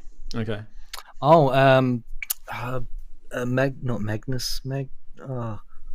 Mega. Oh God, yeah, I know you're talking about. It's in Beyond Thunderdome, wasn't it? Scene just before the wife and daughter. Master Blaster. Wife and son get Master killed. Blaster. Was it Master Blaster? Oh, we lost him again. Oh, that's a great. That's right. Yeah. Yeah, he becomes part of Master Blaster. That's the guy. Yeah. See what is good? Yep. Saturday mornings here, I watch V8 supercars. Yeah. Especially if it's Panorama Mountain. Climbing the mountain. Probably one of the best tracks in the world. Bathurst, yeah. Yeah, Panorama. Yeah. The only one we get kangaroos wandering across. They still do it, right? But now it's Chevy Camaros and Ford Mustangs, because probably because they tried. I think at one stage they had Mercs, they had Nissans, and all sorts Skylines and all sorts of stuff. And I think it was kind of pretty cool, but all the real rev heads in Australia thought, no, we want the V8s, back. And so we don't make a car in Australia anymore, which is really sad. Well, what's happened to the Holdens and the Commodores and all that? No longer. Holdens are no longer. Yeah, stopped making them in 2016. Yeah. Sad, isn't it? Yeah, that was 8 years ago. Max Blast of the V8s, Yep. Very sad day watching the last one roll out of the production. Last Commodore. Our country, our government, and our taxes were basically pouring money into General Motors in America just to keep them here.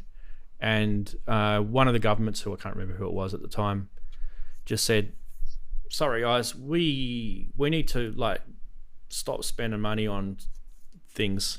And one of them was spending money on General Motors, because they, just to say we make cars in Australia, was costing us billions of dollars a year to keep the factories open. But it's interesting because we used to export the Commodore and the Statesman and all the different sort of offshoots, the special vehicles and stuff, all over the world. Like Saudis used to buy them like hotcakes. They were in the US, they were in South America, they were everywhere. You guys had some in the UK as well. And they were a decent car. And the last model that they designed in Australia cost $1 billion to design it and make it. And within, what was it? What do you reckon, Chris? It was about 3 years. Within about 3 years from that point, all gone. Yep. Didn't see a return on that. Probably money laundering return. Yeah, definitely. So somebody got some money out of it. Yeah. Yeah. Where shall we hide some money, people? I mean, what was that great thing? Did you guys see that thing on Netflix about that guy from Indonesia? Not from Indonesia, from Malaysia. What was his name? Joe Low or Joey Low or something. And basically what he did is they had some sort of investment fund in Malaysia that they went out and they got the Saudis to invest with oil rigs and stuff like this. And there was like billions of dollars in this. And this guy would literally just volant all around the world and hit it with all the stars, you know, like big Hollywood stars, and have these massive parties and literally just squander all this money. And it was all under the radar because the Prime Minister was his best bud. The Prime Minister of Malaysia was his best bud. It was crazy. There's a show on Netflix, right? I think it's either Netflix or no, it's Netflix. Right now you can get it. It's insanely cool to watch. Because you just slap your forehead about 30 times a second watching it. It was just what? And there were people in the press that were like screaming. Malaysia's kind of like a country where you can't really, it's not so as free. You can't really say what you want without getting thrown in jail, for example, right? They don't tolerate dissent. There was a guy who was like an opposition. He was elected through, but he was in opposition, and he said something about it, and the Prime Minister threw him in jail for 4 years because he wanted him to shut up. But the Prime Minister was corrupt, so of course he would. Of course he was gonna.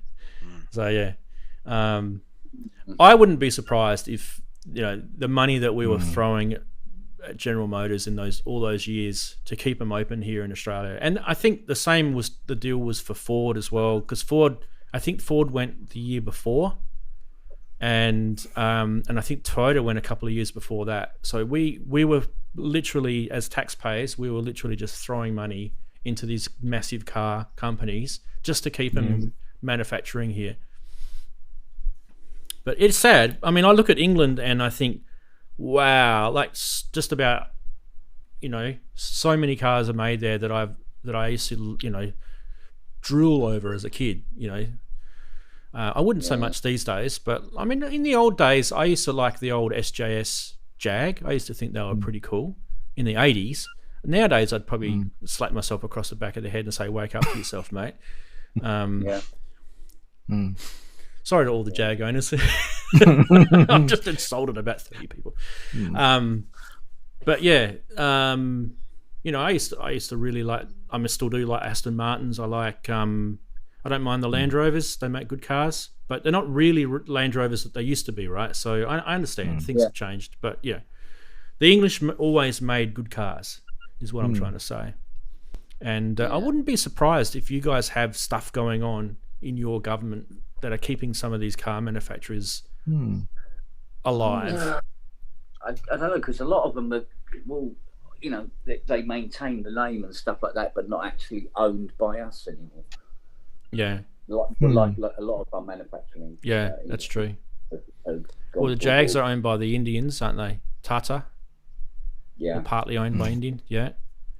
And well, I mean, Honda owns Rover, right? So that's where that went. Yeah, and well, I mean, one of the best-selling Rovers was the P6 and and the V8 one, the SD1, but that was a Buick engine. Oh, okay. So yeah, we didn't actually make our own engine for that. Well, you guys did make. I don't know if it's a great V8, but it was a decent V8, and that was was it the P76? That was a V8. That was a Leyland. So they had that motor in the Range Rover as well. So that was they put that in. I think that was another rebadged Buick lump. Are you serious? Yeah. We were always told that was an English V8 motor.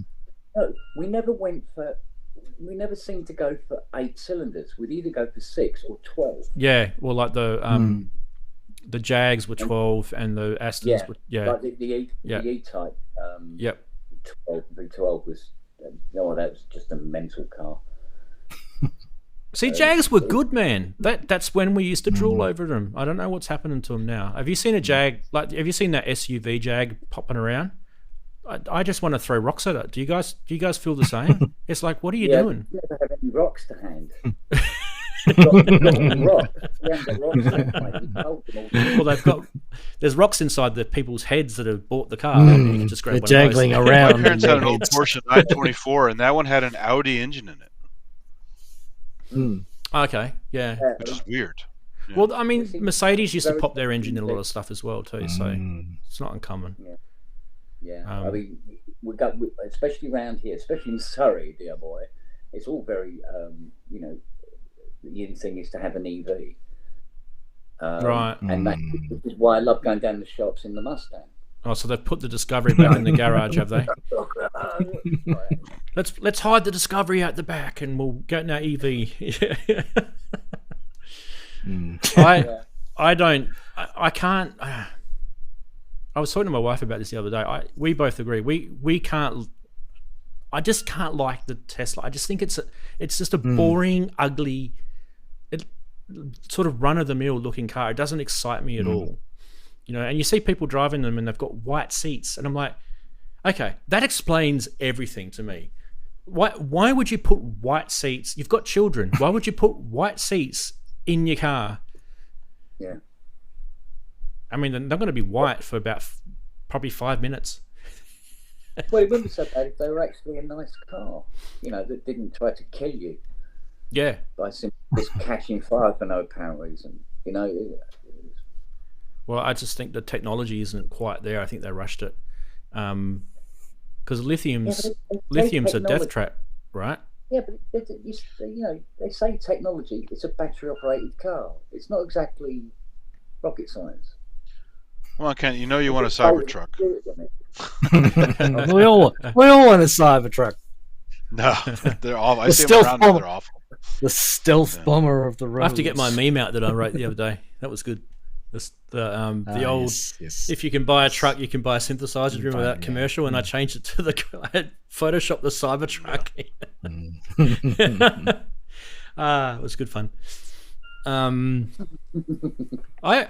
There's a Chinese company. I don't know if you guys get them in the UK. It's called Build Your Dreams, BYD. It's probably called something else. To be honest, they've probably got it's probably called Guangzhou Motors or something. I don't know. It's something else, right? But they're called Build Your Dreams over here, and they actually outsell the Tesla as an EV in Australia. Okay. Yeah, because they're cheaper, number one, and number two, they're actually more reliable. And they're made in China. Yeah. But this by the way, this video, now that we've mentioned something bad about Tesla, no doubt there'll be some copyright strike and they'll take this video down because Elon won't want to have it. Can't talk bad about him on the internet. Not allowed to say anything bad about him. He's a big. He's perfect. In that case, you could now talk about how pointless the Prince piano is. It won't make any difference. Mate, I can't even put my own friggin' music on my own YouTube channel, which is an artist channel. If you don't know what an artist channel is, go have a look at the little icon next to my name. It's an artist channel. If you look at my CD, it says Ranzee. I'm slapping my forehead. It's absolutely insane. And what's the benefit? Oh, gee, we might sell more music, streaming or whatever, right? But no, let's put a copyright claim and then threaten me to take my channel down with a strike. They actually did that. And all I did was play about 30 seconds of one of my new tracks from my album at the start of the stream a couple of weeks ago. And I had to chop it out. It wasn't a claim, it was actually a strike? It was a claim, and then I disputed it. Threatened him. And then they threatened. They said, if you don't remove it, we'll give you a strike. Wow. Yep. I got a question for you, Rance. That communication from them threatening, was that done through YouTube communication? Yep. Google. Yep. Wow. Yep. Okay, because YouTube claimed that is not their, that they don't allow that. Well, man, bloody hell. Yeah. Okay. I mean, you're threatening someone. Kent, in your case, you've actually played something that wasn't yours, and technically, they can get butthurt over that, which I understand. I mean, I roll the dice every time I do this show because I play videos, right, all the time for that manufacturers put out, and I always get my knickers in a twist because I hate it when a manufacturer releases a video about a product that I'm sharing out of the goodness of my heart, and then I get a copyright claim because I've shared his video. Yeah. That really does my head in. But it's broken. Still the angry French guy that got mad. The angry French guy. Yeah. Well, I did call him a DH though. Well, and he was. It was worth it. Yeah. I mean, the monetizing is going to be the trigger. That or how popular the channel is. I mean, I could play the entire Vangelis China album on the pub, and it won't get anything because there's 2 people watching, and one of them's asleep. And it's was that you? Normally me as well.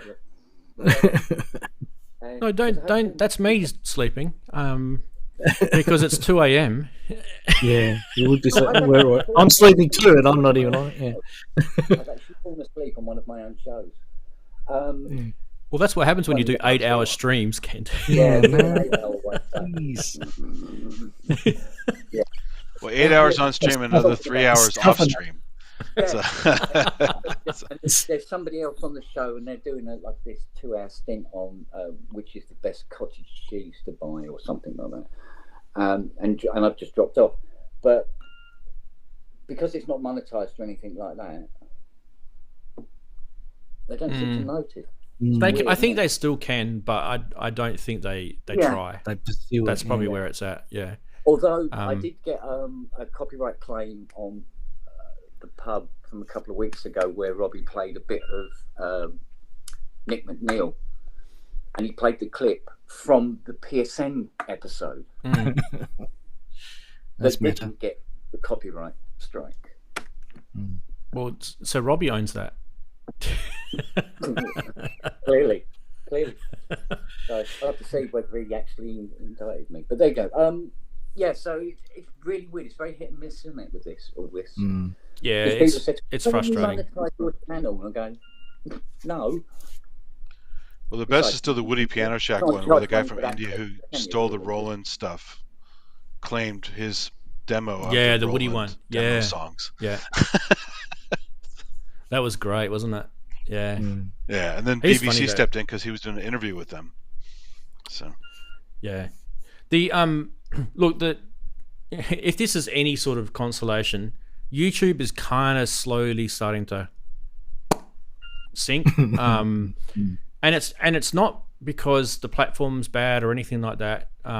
It's because there is so many people now using YouTube that it's a big competitive platform now. So that probably 5 years ago you'd get millionaire YouTubers, right, making millions a month on this platform. That it's really not like that anymore, and there's a lot of people trying to grab for the cash.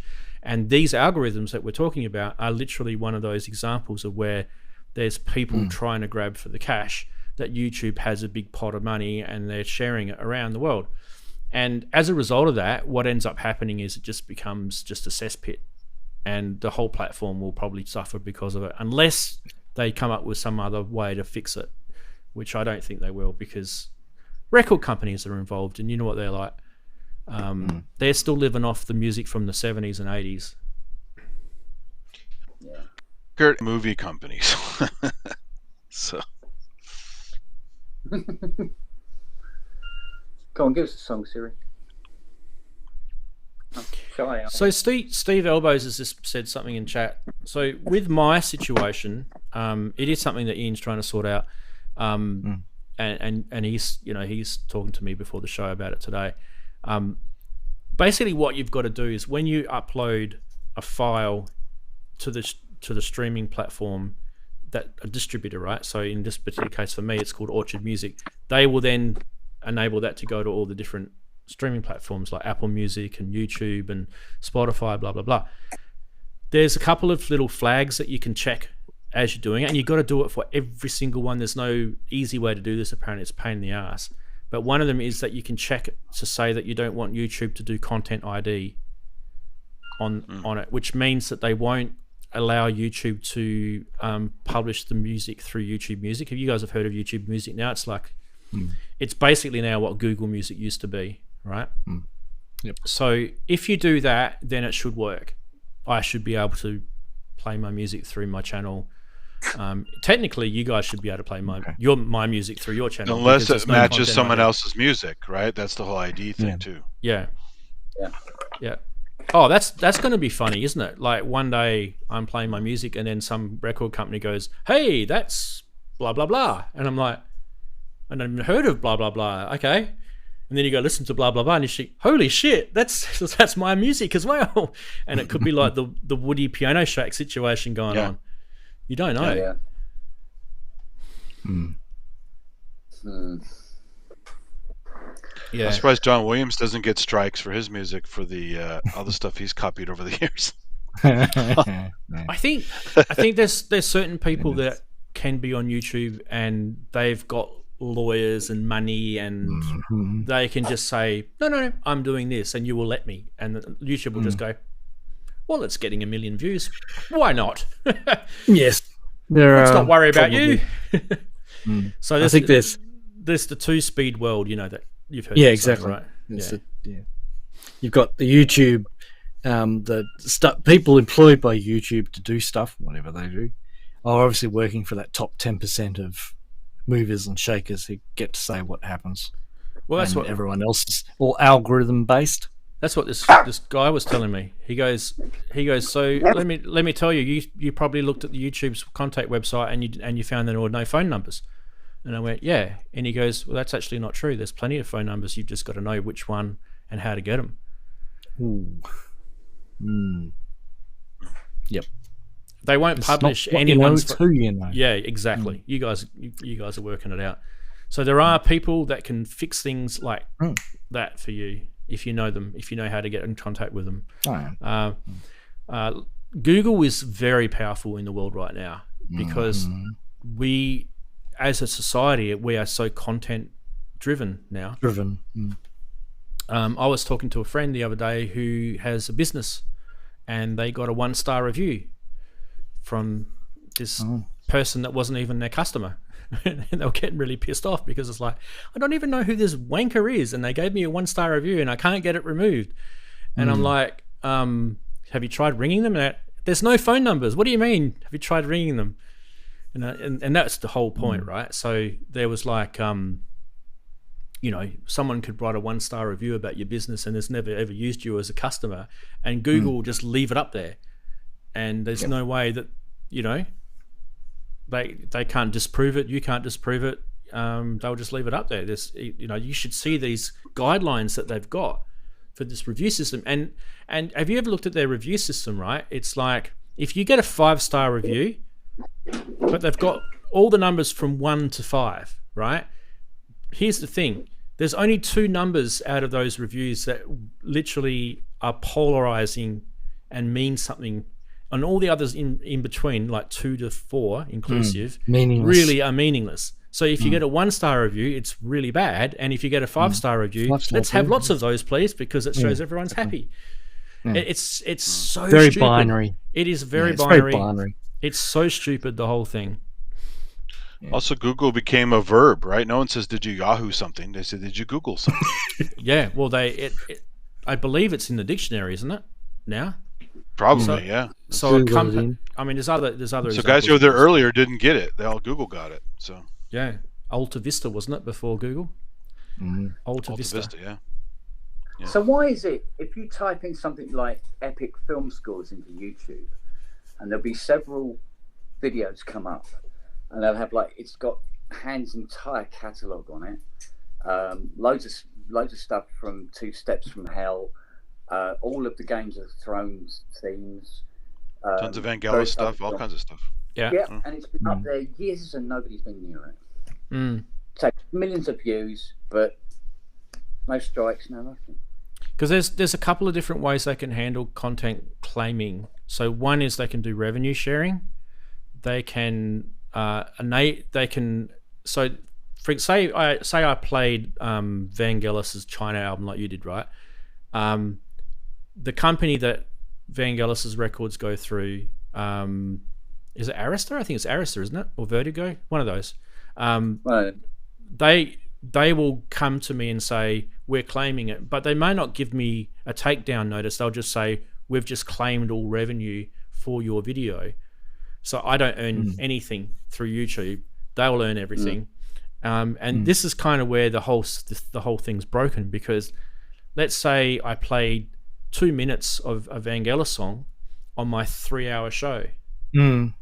They get the entire show.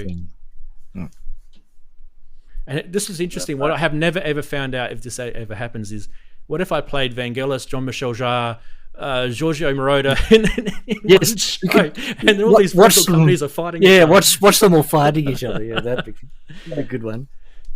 You probably find they're all represented. There is by a the same company in the end. There is a shared revenue thing too. Maybe they'd go with that. I'm not sure how it would work, but yeah. I mean, they can have 3 parts of fuck all if they want. I mean, it doesn't really worry me.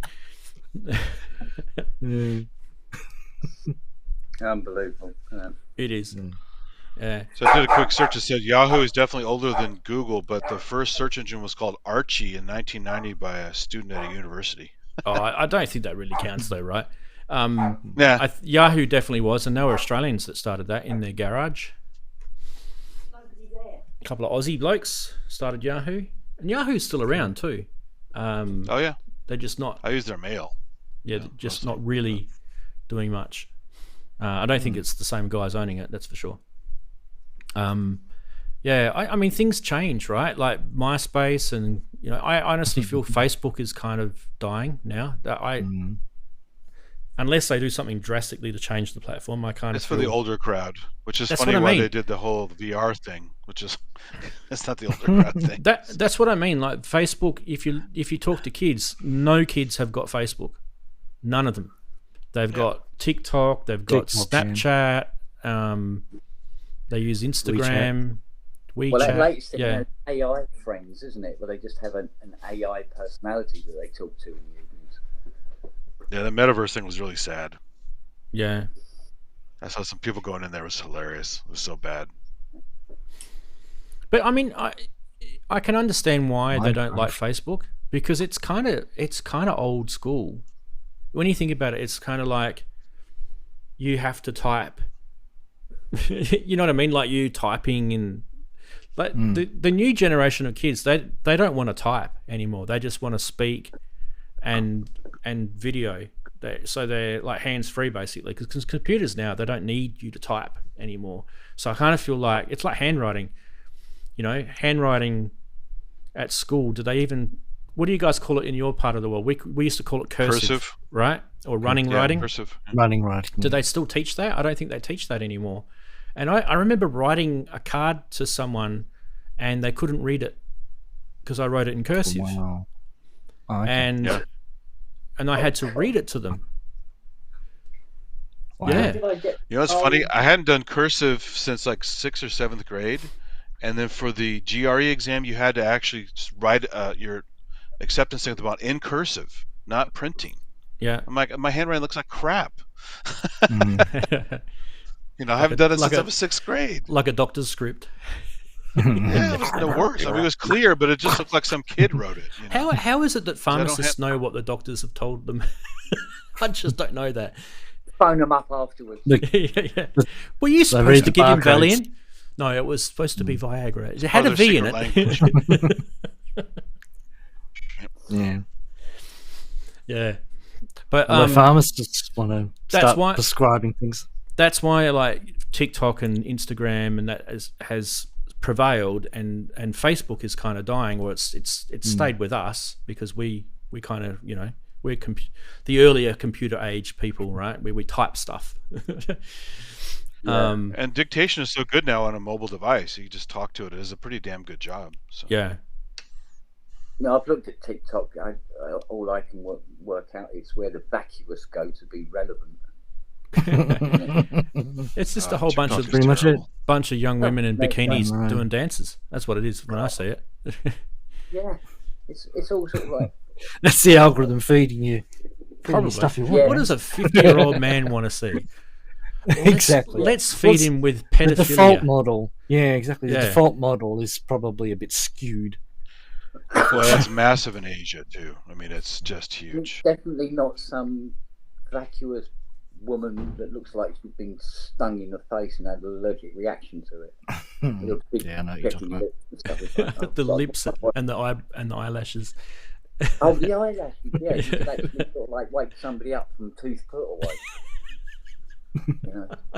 Oh well, I mean, you could always like grab her by the ankles and broom your house.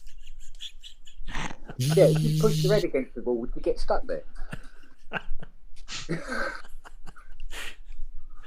It does really give the second meaning to carpet muncher, doesn't it? Right.